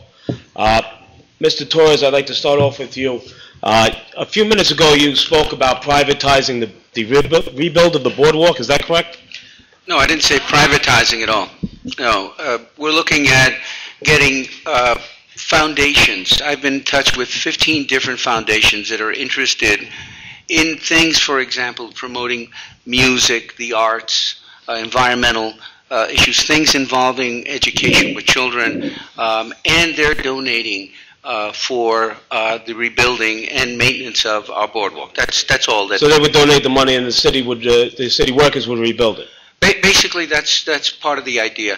And it's open still to modification, depending on what's available, what's not available, that kind of thing. That's only a proposal. Okay, because I think that would comfort the city workers who work hard on the boardwalk, because you did mention that at the CSCA forum. Sure. So I'm glad to hear that. My second question would be to the point of a criminal complaint review board. You believe that there should be one. Is that correct? Let me clarify that. My feeling is that the work that a community does from the grassroots up is like a community review board. I've worked with those community review boards in New York City, and they were very, very effective. In Nassau County, from what I understand, this kind of organization would come from the top down. And I have to say that an additional bureaucratic piece on top down dictating to people is not something that I would agree with. I would agree with a community-based organization moving up and dictating and actually saying what it is that they'd like to have reviewed. That doesn't mean that I'm for the same kind of a top-down organization doing that, an additional bureaucratic body coming in and dictating to people. I disagree with that. I believe that it must come from the community on up. That's what I said. Well, the point to that, there's a difference between a criminal complaint review board and a community review board. Would you be in favor of a review board for city officials? Well, if it came from the community. Well, if I'm a member of the community and I'm asking you, do you believe there should be a review board for city officials? If the courts are there, the courts are doing that, I can't do the job of the courts. I believe that there should be an ethics review board. Should there be an ethics review board? Oh, I agree with that. Please stop yelling out. I do agree. Please. Yes. You do agree. This little absolutely. Second row here, you're consistently yelling out. Please stop. Excuse me, you guys all done? Yeah, we're done. Thank you. I was up here, let's say 4 months ago, and we spoke about this, and we spoke specifically to Mr. Fagan's arrest, which was a grand larceny charge. And I hadn't gotten an answer on it, and I would like one, because I don't think, while you're under this investigation, I don't think you should be voting on anything pertaining to the city. We haven't got an answer to that. Mr. Lynch, Yes. they're not going to ask questions of that, like that to council I'm sorry? members. That's inappropriate to be asking of council members. Okay? At this time, Well, just move on with the next question, please. well, I'll have to ask you this, Corey. I'm not a lawyer, and I'm a person that pays taxes, and I live in Long Beach. I think I'm entitled to answers. With all due respect, if the gentleman over here is out there and campaigning and saying that there should be review boards for the police department, who have not been brought up on any charges, then I think it's fair to say that a councilman who has been arrested, that I'm entitled to an answer why he's still sitting here while he's under investigation. I think it's a legitimate question. I may be wrong, but I think it's a legitimate question. I don't think. I'm just going to tell the city council member not to comment on something like that. As counsel to the city, it's inappropriate for that type of comment to be made. It wasn't a comment, it was a question. Well, he's not going to respond to that question. Okay. Can Mr. Fagan respond to it? I'm telling him not to. Oh, you're telling Mr. Fagan not to respond to It's it? inappropriate at this juncture to be asking that type of question in this forum. Okay? And I'm saying that. Okay, all right. I don't want to have a debate with you. I'm just asking. I'm the one addressing that. I'm the one The addressing general public cannot find the information that it's looking for. That's why I'm here asking this question. Either can council people. Don't be surprised. You want to find out what happened? You don't know what happened? Excuse me? You want to find out? We don't get information from this council either. You know, I would. And if you're looking to vet, okay, you should be fully disclosed that you have family members with key positions in this administration, and you have a conflict of interest here. You have a real dog in the hunt. So you need this administration to stay in position. You should be open and honest with this audience. You should be open and honest that you come up here and you bait Mr. Torres and you bait myself. How did I bait you? Listen, You were arrested on grand larceny, and I just want to know what's going on with the case. Well, contrary to what your views on how America should run, I'm going to have my day in court. People are innocent till they're proven guilty, and I'm sorry to disappoint you on that front. Granted, and you know And what? until that time comes, I'm going to defend the people of this city. I'm not going to defend you. I don't want you to defend me, but I wouldn't want you to. to represent me. I have an obligation to the city. While you're under investigation, you should step down. I have nothing to step down for. I'm an innocent man. I have confidence in the court. The State Labor Department says that you were in violation, and they referred it to the Nassau County District Attorney. No, he's not.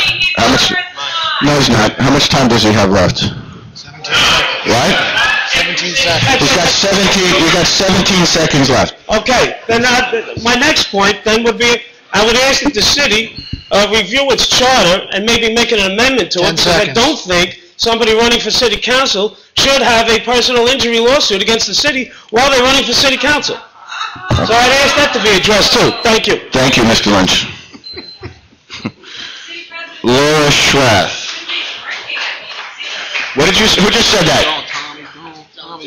Ms. Blanchett, was that you? You already been notified by my lawyer, correct? Lori Shravath. Lori, Ms. Blanchett, Yeah. Lori Shravath, please. That's my 9-year-old son is in the back of the room with my wife, and you have some audacity to say that. I want everyone in this room to know that I am bringing a lawsuit against Ms. Blanchett for those charges.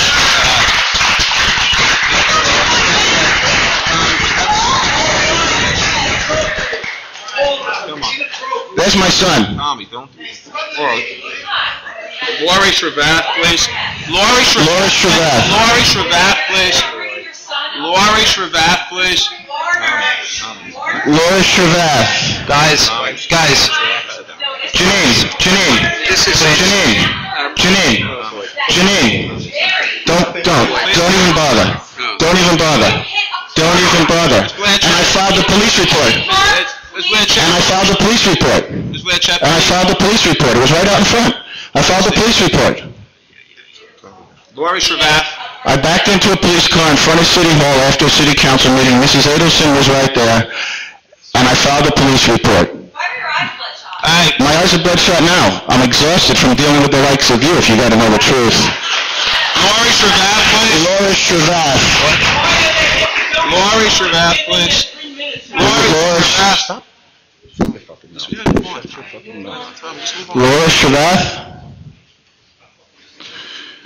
Mitchell-san.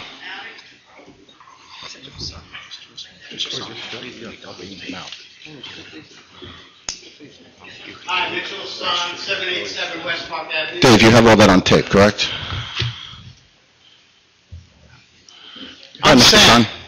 You know, I came in here to have a conversation or to ask questions, and I've been in government for 12 years, and I've seen some bad things go on, but what happened tonight is a disappointment. This government is broken in ways that I didn't even imagine until I came in here tonight.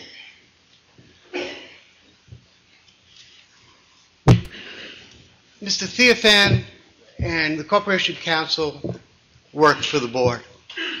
The board works for the people. You guys should be responsible for answering questions. These people should be giving a report. What happened, Mr. Sofield, when you were asked a question, and I'm surprised Mr. Fagan didn't rise to a point of order. When you brought up something which triggered this last event with your family, it wasn't just uncalled for. It's indicative of the level that this government has sunk to in not working for the people's good, but to hold on to your jobs. This city is blessed with a lot of things, but unfortunately, it's not blessed with leadership at this point.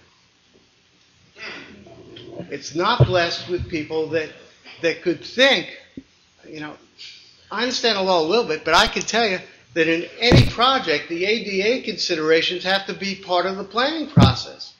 Steve, you know that. So now we're talking about it X number of months after it was supposed to be taken care of at first. You don't have to be a rocket scientist to call your neighbor when there's shit floating in the bay, point of language. It's not a protocol. It's not a law. It's treating people as neighbors. All the tall signs in the world, as many of them as you can put up, isn't going to hide the fact that this has become dysfunctional. You have a planning commission that doesn't plan. You have a council to this board which sat there and made a statement which is incredulous. He said, you know something, I made a decision that you're responsible to uphold your oath based on the occasion you're involved with. And if you're in labor negotiations, it doesn't count. You don't have to uphold the oath. You compared somebody that Mr. Theophan, who is a hiree who works for the city, with an elected council member.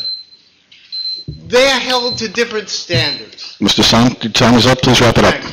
I'm just going to wrap up. I'm going to say, listen, we deserve better. We really deserve better. And I don't know what it's going to take. But I know that on November, whatever it is, 8th or 7th, we're all going to have an opportunity to try and do better in our own different ways. And maybe that's what we have to unite around. The fact that sometimes change is good. Thank you. Thank you, Mr. Son. Karen Adamo.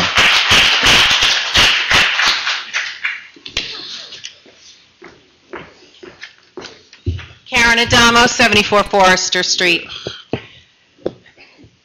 Mr. Lynch, we do have an ethics commission in our charter. The last time it met was 6 years ago. I believe that these incidents that have been brought up tonight, whatever you want to call them, Taylor law violations, Mr. Wade, Mr. Fagan, anything of this sort should be brought up in an ethics committee discussion. That's what an ethics committee is supposed to be anyway. So, Corey, I believe you're on that committee, or you sit as an attorney on the committee? I said as an attorney. Okay. So whose decision is it to bring these issues before this commission or this committee? Whose decision? It's the procedures detailed in the city law.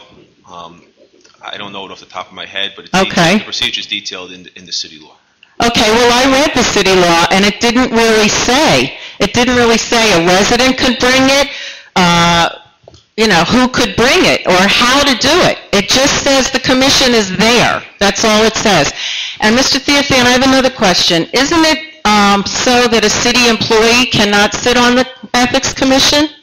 Again, I don't recall exactly, it's something that there are lots of laws in the city. But this is the problem. I'll look at it. Nobody knows what the ethics commission is. A copy of it. I'll be more than happy to reread it. It doesn't mean... I sit and read every day, but it's obviously... Okay, and these issues... And it's something that I'm familiar with. Okay, these issues should be brought up with the ethics commission. Karen, does it say that to meet regularly, or I'm just wondering... No, there's no substance to it at all. No, I'm just None. wondering if the ethics commission can bring the meeting, I don't... I can't recall the exact language, but there really was no substance to it. Not that it had to meet periodically or any of that. I believe it said that a city employee could not be on the ethics commission, and I believe we do have a city employee on the commission. That's the other thing. A lot of issues that came up in the League of Women Voters debate were brought up tonight. And one of them was about webcasting or podcasting the city council meetings. Ms. Adelson has been asking for that, I believe, for the past 2 years. She was not running for office last year when she asked. All of a sudden now, at the debate, 3 weeks or whatever it was before the election, now, oh yes, we'll consider it depending on the cost. Everything I'm hearing tonight that's affirmative to residents' questions is because there's an election next week. These issues, a lot of these issues that have been brought up have been discussed over the past year and 2 years. I come to these meetings, I know. And yet all of a sudden tonight, it's like last month, oh yeah, we'll meet with you right away. We'll meet with you tomorrow. What have you been doing for 2 years? The other part of this, and John just left, John, you had such a great boardwalk plan, $25 million bond. How come this is the first night we're hearing of it? And quit spending all our money, especially without talking to us about it. Thank you, Ms. Adamo. Jay Gusler.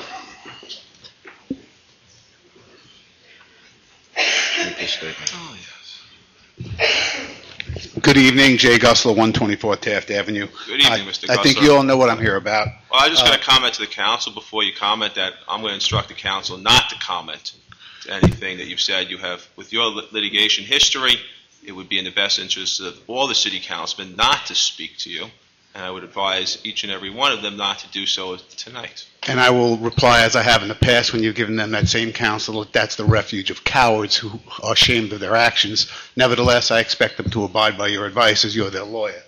In any event, the letter that I sent you guys and your response to it can only be described as appalling.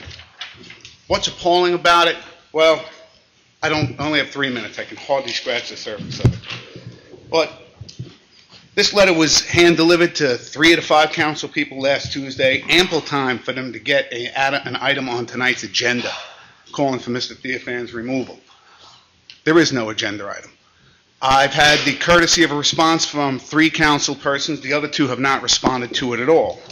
Mr. Theophan responded to it by posting an absurd, quote-unquote, reply online to one of the local blogs wherein he broadly assailed me and my character and did really nothing to defend himself. In fact, he virtually admitted that he broke the law. Now, you guys can sit here and split hairs all you want. Tommy, you're a lawyer. Corey, you're a lawyer. I understand that's your job. That's what you guys get paid to do. I looked at that provision of the charter again tonight. There was no asterisk that said some laws. There was no asterisk that said only those laws that can result in jail time. There was no asterisk at all. It said the laws of New York State. The civil service laws are part of those laws. When our officials pick and choose which laws they decide are important enough for them to follow, we've fallen into a pretty bad state. You're their lawyer. You've been intimately involved with virtually all of this stuff. In fact, earlier you said that you were very much aware of the decisions that I cite to in my letter. You're the city's lawyer. Yes. You're very much aware of these decisions. Yes, You I am. represented the city in these things. Yes, I did. You were aware that the city lost. You were aware that Mr. Theophan was found to have broken the law. Mr. Theophan wasn't found to violate any law, Mr. Mr. Costello. Theophan was found to break the law, sir. This is indisputable. Your interpretations are valueless, and I'd appreciate if you keep them to yourself. Personal matters here. These have nothing to do with personal matters. Forum to discuss your own personal, selfish motives that you're addressing here tonight. Okay? So be real in your statements, okay? And don't, if you want to say that members of the council are cowardly behind their stance, don't stand here when you have litigation against the city to Completely self-protect irrelevant. yourself. Okay? Irrelevant. It's irrelevant, Mr. Gossler. It's not irrelevant. It's completely At irrelevant. this stage, Mr. Gossler, litigation involving the city and your personal animus is what's at stake here, and has nothing to do with any validity in the law. So finish your statement and have a nice day. That's nonsense, just like the majority of your legal opinions. The ones that have gotten the city into the predicament that it's in. In any event, back to what makes the city's handling this thing. No resolution, the ridiculous arguments that you guys have put forth, the attack on Mr. Fagan by Mr. Sofield, who has been charged with a crime. Doesn't matter what that crime is. We still live in America. I know that you guys at times forget that, but we do enjoy the presumption of innocence. That's what separates us from third world countries. I wasn't summarily penalized. Mr. Gussler, all I was doing was asking him if eventually he was found, and I said he's presumed innocent. All I was asking was if he was eventually found guilty or pled guilty, would he commit to stepping down? That's all. And There's I didn't also mean the it as an attack. possibility the charges may be dropped. There's a lot of Of course there are. There's many different ways that can be resolved. That's subterfuge, Mr. Sofield, plain and simple. You're just blowing smoke to cover for your guy. I understand that as well. The bottom line of it is that Mr. Gussler, your time is up. Please wrap it up in a sentence or two. you guys all, I can quote you. I have article after article where you guys don't distinguish some laws, important laws, laws you think should be followed and laws that shouldn't. Your oath is simple, it's direct, it's blunt. Doesn't provide any outs for laws that are convenient to you and others that are not. He broke the law, hold him to the same standard as other people who you've ousted because of violations of their oath. Thank you, Mr. Gussler. Ruth Banchek. Don't take her baby.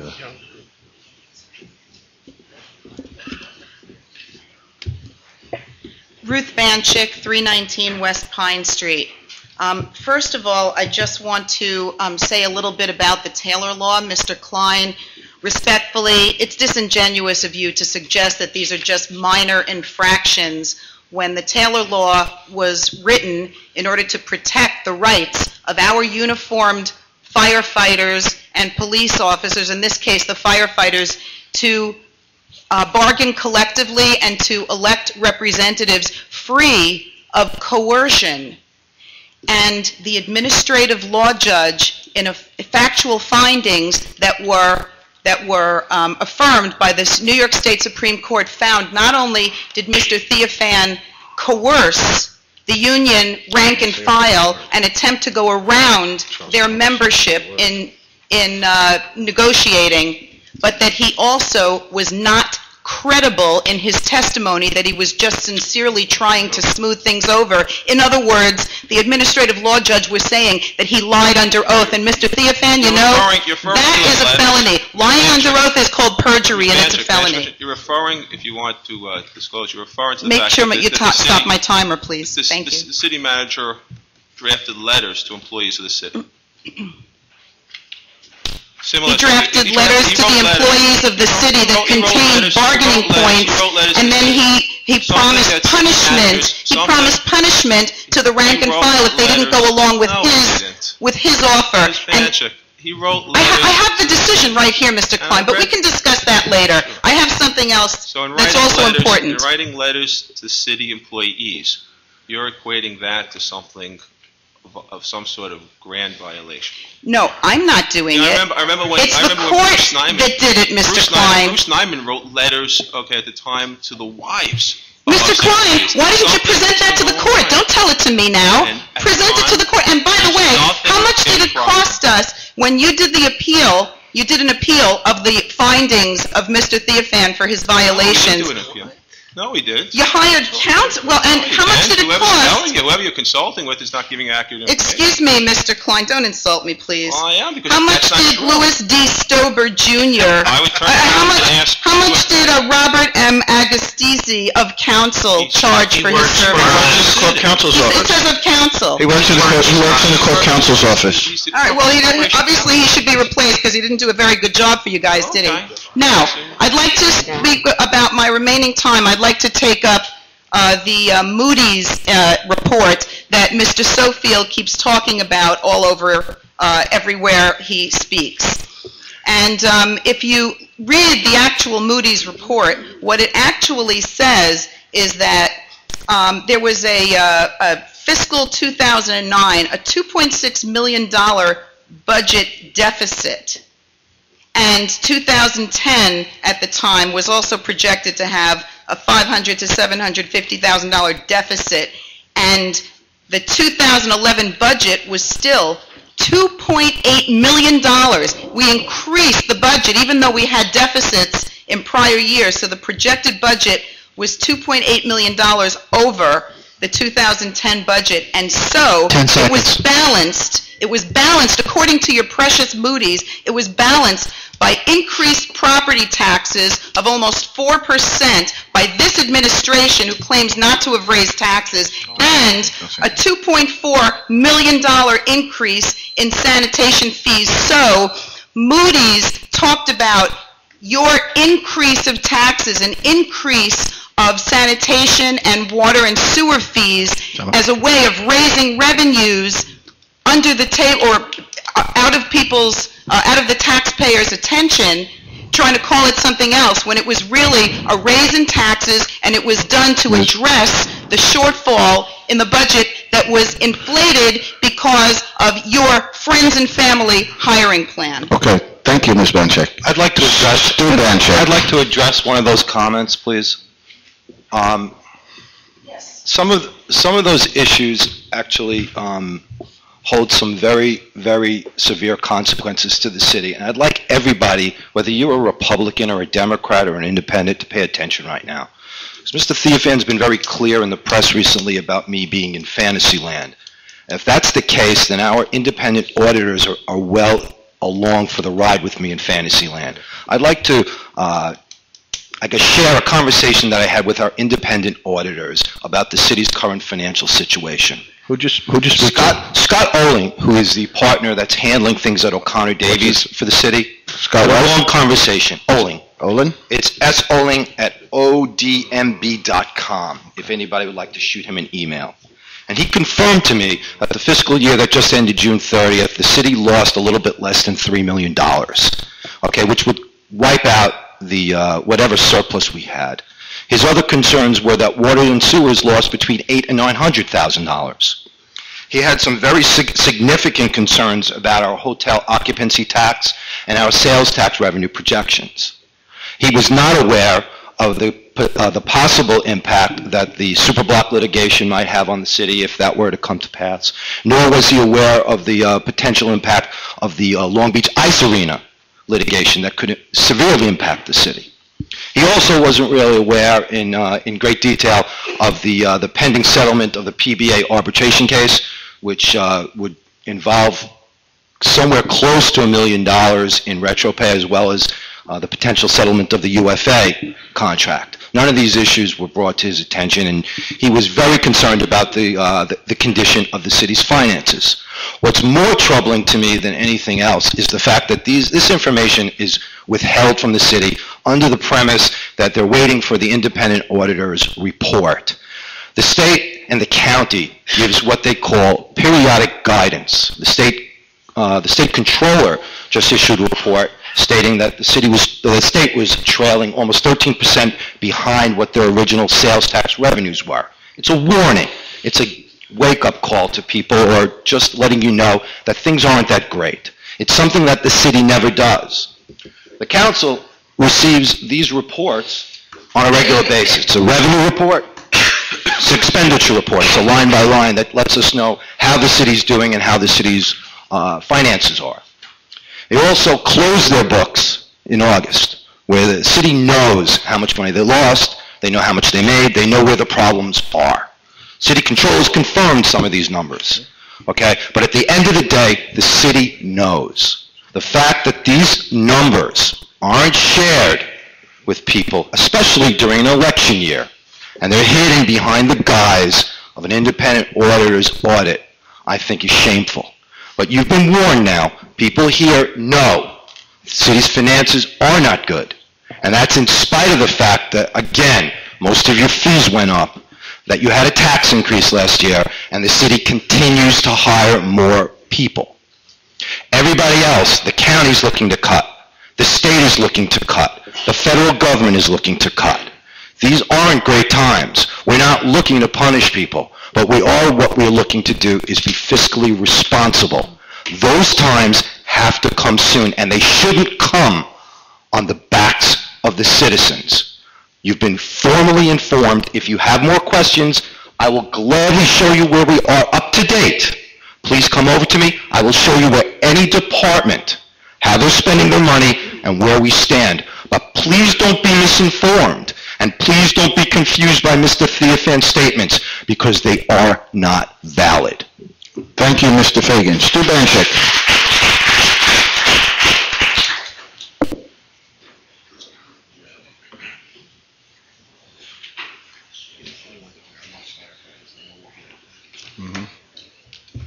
Stuart Banchik, 319 West Pine Street.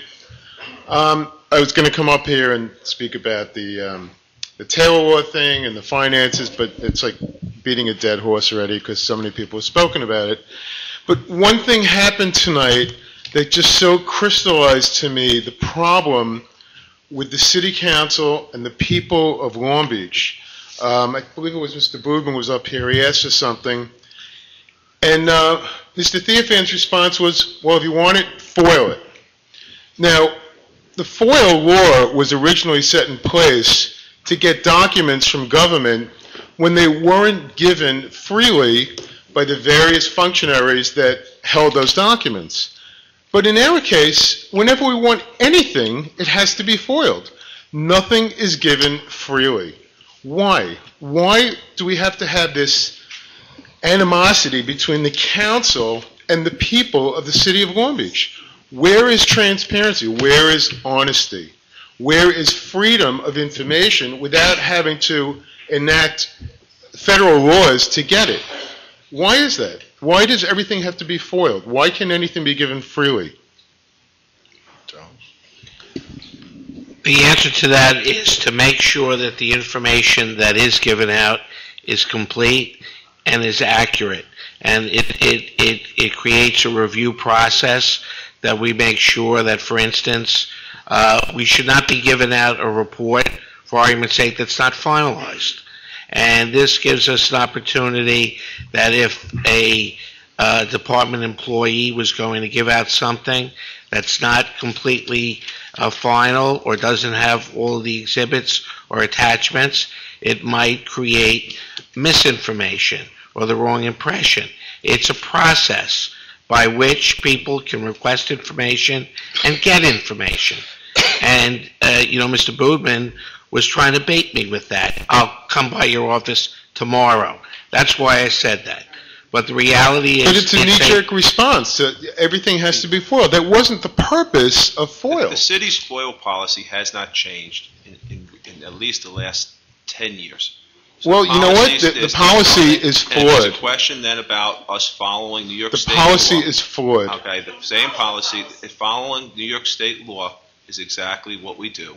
And we follow the New York State Freedom of Information law the same way we have over the last 10 years. Right, you follow the law because you're required to, but exactly. Where is openness? Where is, come by, sure, I'll show you the document. Sure, I'll make a copy for you.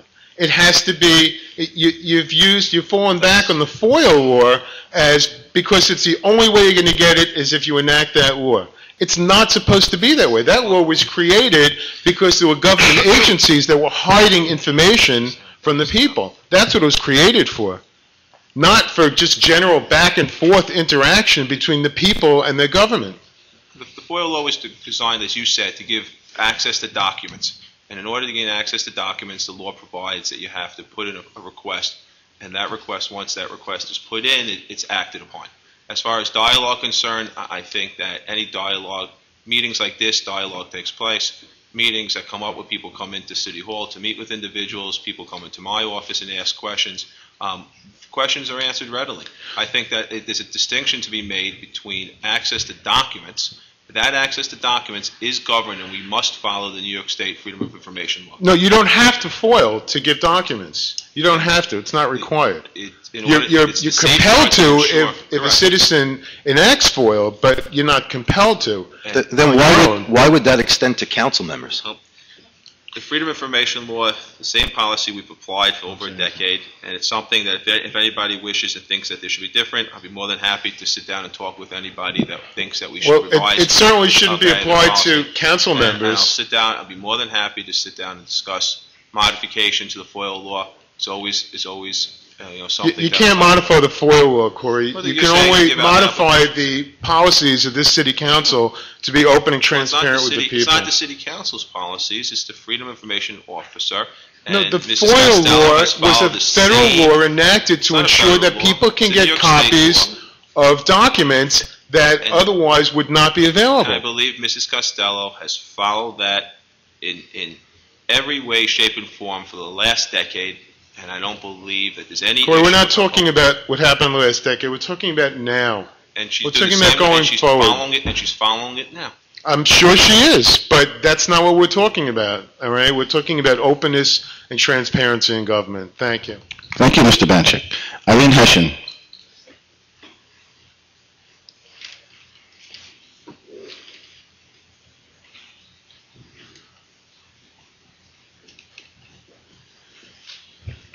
Eileen Hession, 516 West Beach Street.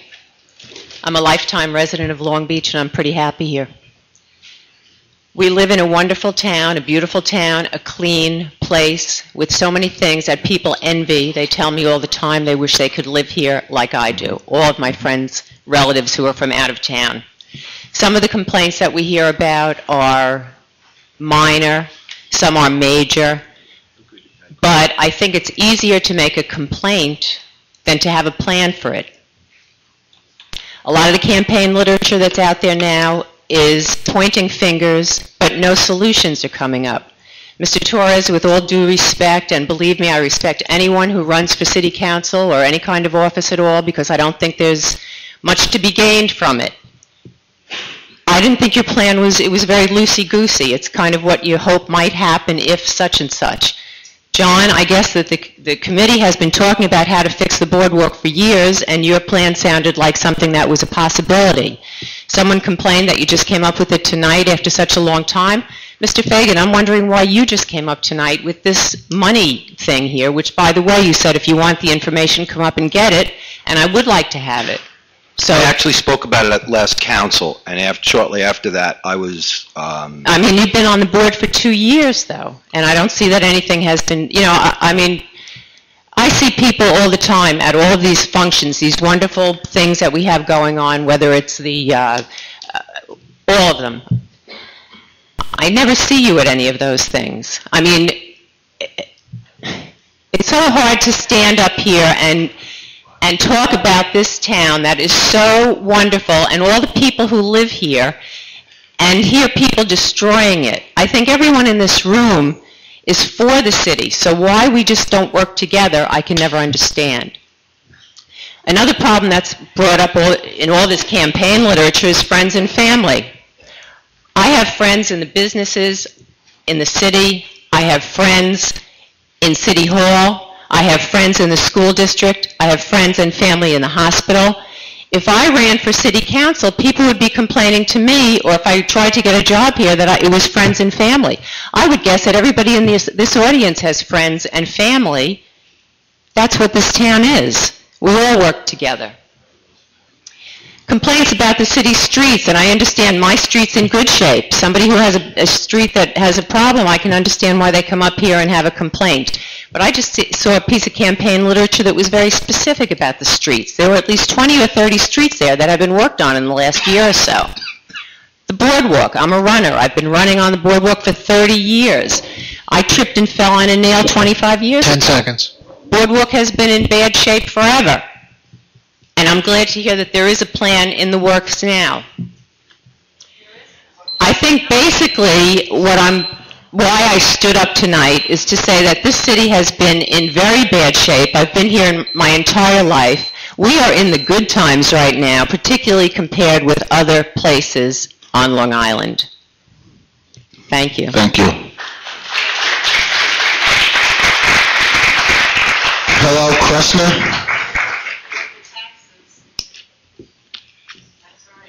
That's second row. You just keep yelling out. Hello, Kressner, 666 Shore Road. After listening to Mr. Fagan, I can understand why now, when our building needed repairs on our roof and our brickwork, we got a bill to get a building permit for $14,000. Now, we don't have millionaires living in our building, and in fact, we have some people that are in foreclosure. We had to borrow money to do the repairs, and to get a bill for $14,000 was, to me, outrageous. The bill was split into two different parts. One said $7,000 for the permit and $7,000 for capital improvements of the city.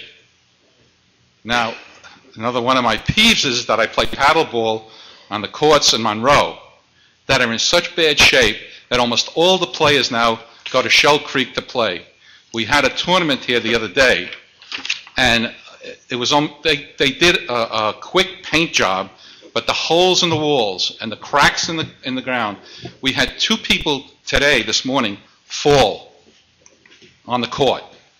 And I'm the youngest guy in my group that we're playing here. The young guys, they go to Shell Creek. But I think something really has to be done, and to charge us $14,000 to get a building permit, I can see a $250 building permit, but $14,000, I just can't fathom it. I'm finished. Thank you, Mr. Kressner. Bernadette Conway.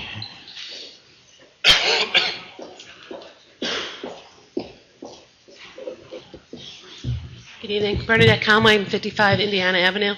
I just wanted to ask the City Council to please review this proposal of Dunkin' Donuts to come to the West End. Strongly oppose it, and I hope you'll work with us to keep the character of the West End the way that it currently is. Great. Thank you. Thank you.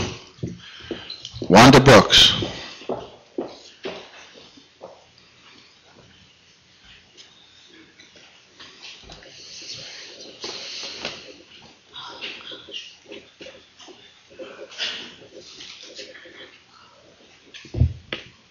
Wanda Brooks, 19 East Hudson Street. Our Tide Flex valve is in. We are waiting for the manhole covers. The deadline was yesterday. I went by there today and I seen people standing around with no work being done. So what's the problem?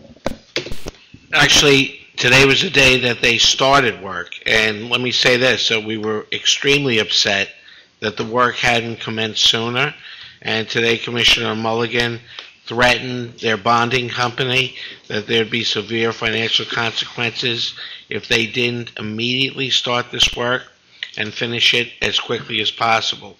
So they're telling us that they should be finished hopefully by the end of next week. Hopefully. So what happens if they're not finished by the end of next week? Well, right now, let me just say this. The contract required that they be finished by the 29th. Every day beyond the 29th, we have the right to deduct $1,000 per day from the contract price. So it behooves the contractor to finish it sooner rather than later, because every day we're deducting $1,000 from what he's going to get paid. So this is going to start today. Today it started today. Yes, it did. You can see we have it up on our website, pictures of the actual work being performed, but it did start today. Okay, and if it's not finished, then we're going to start with the $1,000. Oh, no, he's paying that $1,000 no matter what. What, no matter what? Because it was supposed to have been finished By the 29th. That's correct. And another little quick question. The little doggy stations, I've noticed that maybe since wintertime, there have been no disposable bags in there. So, all right. Well, you know, are we in charge of the bags now, Yeah, or we will check on that. Thank you for bringing that to our attention. are you going to check on it? Let's get those doggy bags. Yes, in there. please. Let's do Okay. that. Okay. Thank you. Thank you, Ms. Brooks. Karen McGinnis?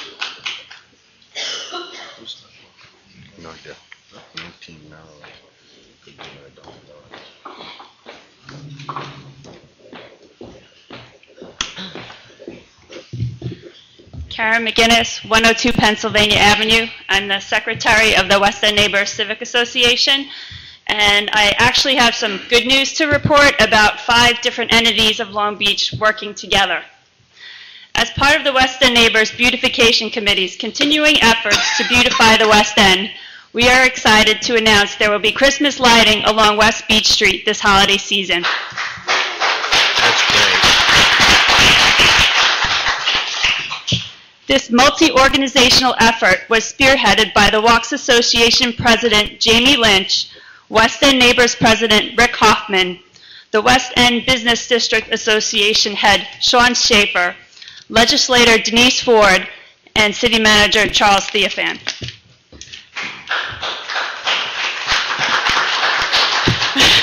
The members of the West End Business District Association recently pulled together thousands of dollars and purchased approximately 25 decorative ornaments and 2 streetscapes to be affixed to predetermined streetlight poles along West Beach Street. Legislator Denise Ford has committed to attain grant monies for the installation, and the city has offered to absorb the additional lighting costs. We are tentatively planning a lighting ceremony on the evening of Wednesday, November 23rd, with details to be posted in various media outlets as available. On behalf of the West End Neighbors Beautification Committee and all of our members, we cannot thank the business owners, Legislator Ford, and the city administration enough for working with us to make this extremely generous contribution to our community, which will now become a wonderful holiday tradition. It is just another example of how people from different organizations in Long Beach can collectively work together to take responsibility upon ourselves and make the West End all that it can be. Thank you. Thank you, Ms. McGinnis. Scott Parker? Scott Parker? Going once. Scott Parker. All right, James Hodge.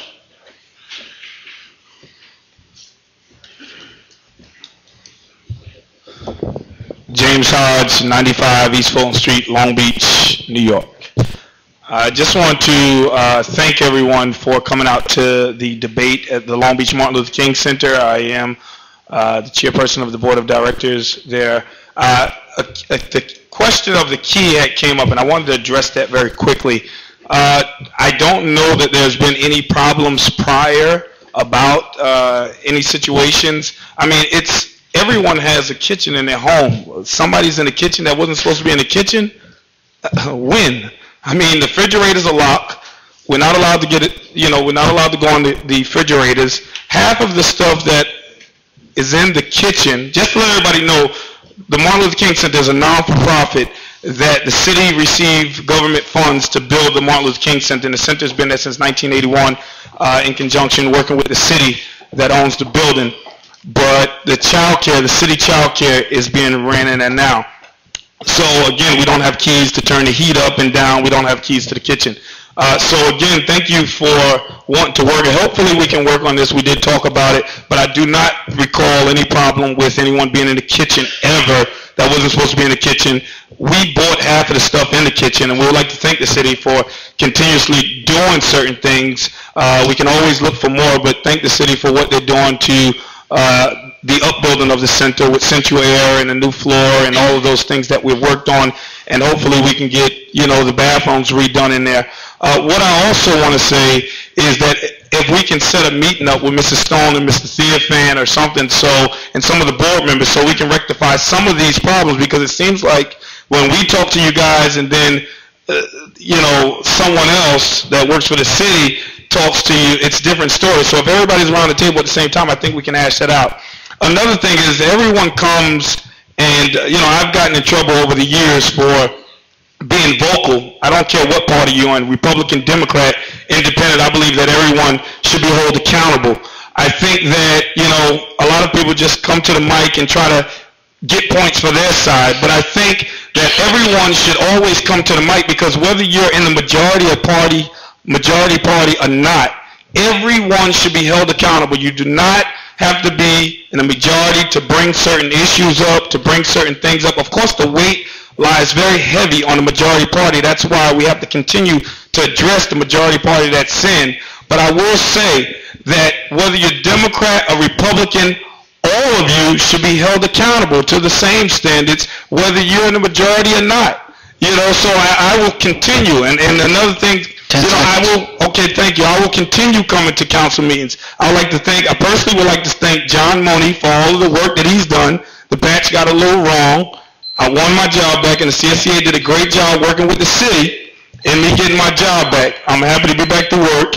And also, again, let us continue to push for all parties, no matter who you are, Democrat or Republican, to do right. Election day is Tuesday. It's hot. Let's get to work. Thank you, Sarge. Richard Hoffman.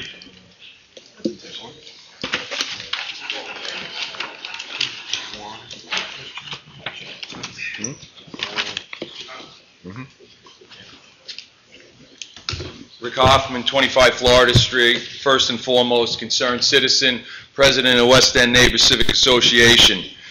You saw a number of people come before you regarding the proposed Dunkin' Donuts in the West End.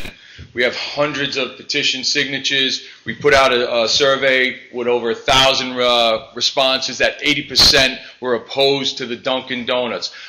As a zoning board commissioner, I am well aware that we have very limited legal avenues to prevent them from coming into that area. However, you are elected to serve the greater good of our community and our city. And I would hope that the voice of the people would make you guys help us and sit with us and maybe sit with the potential proprietor of Dunkin' Donuts that wants to come to the West End and see if we can dissuade him from bringing his business into the West End. Because the reality is, if that box store opens up, we will lose 6, 7, 8 delis and associated businesses. For the gain of 12 employees, we will lose storefronts. I currently have 19 vacant storefronts in the West End.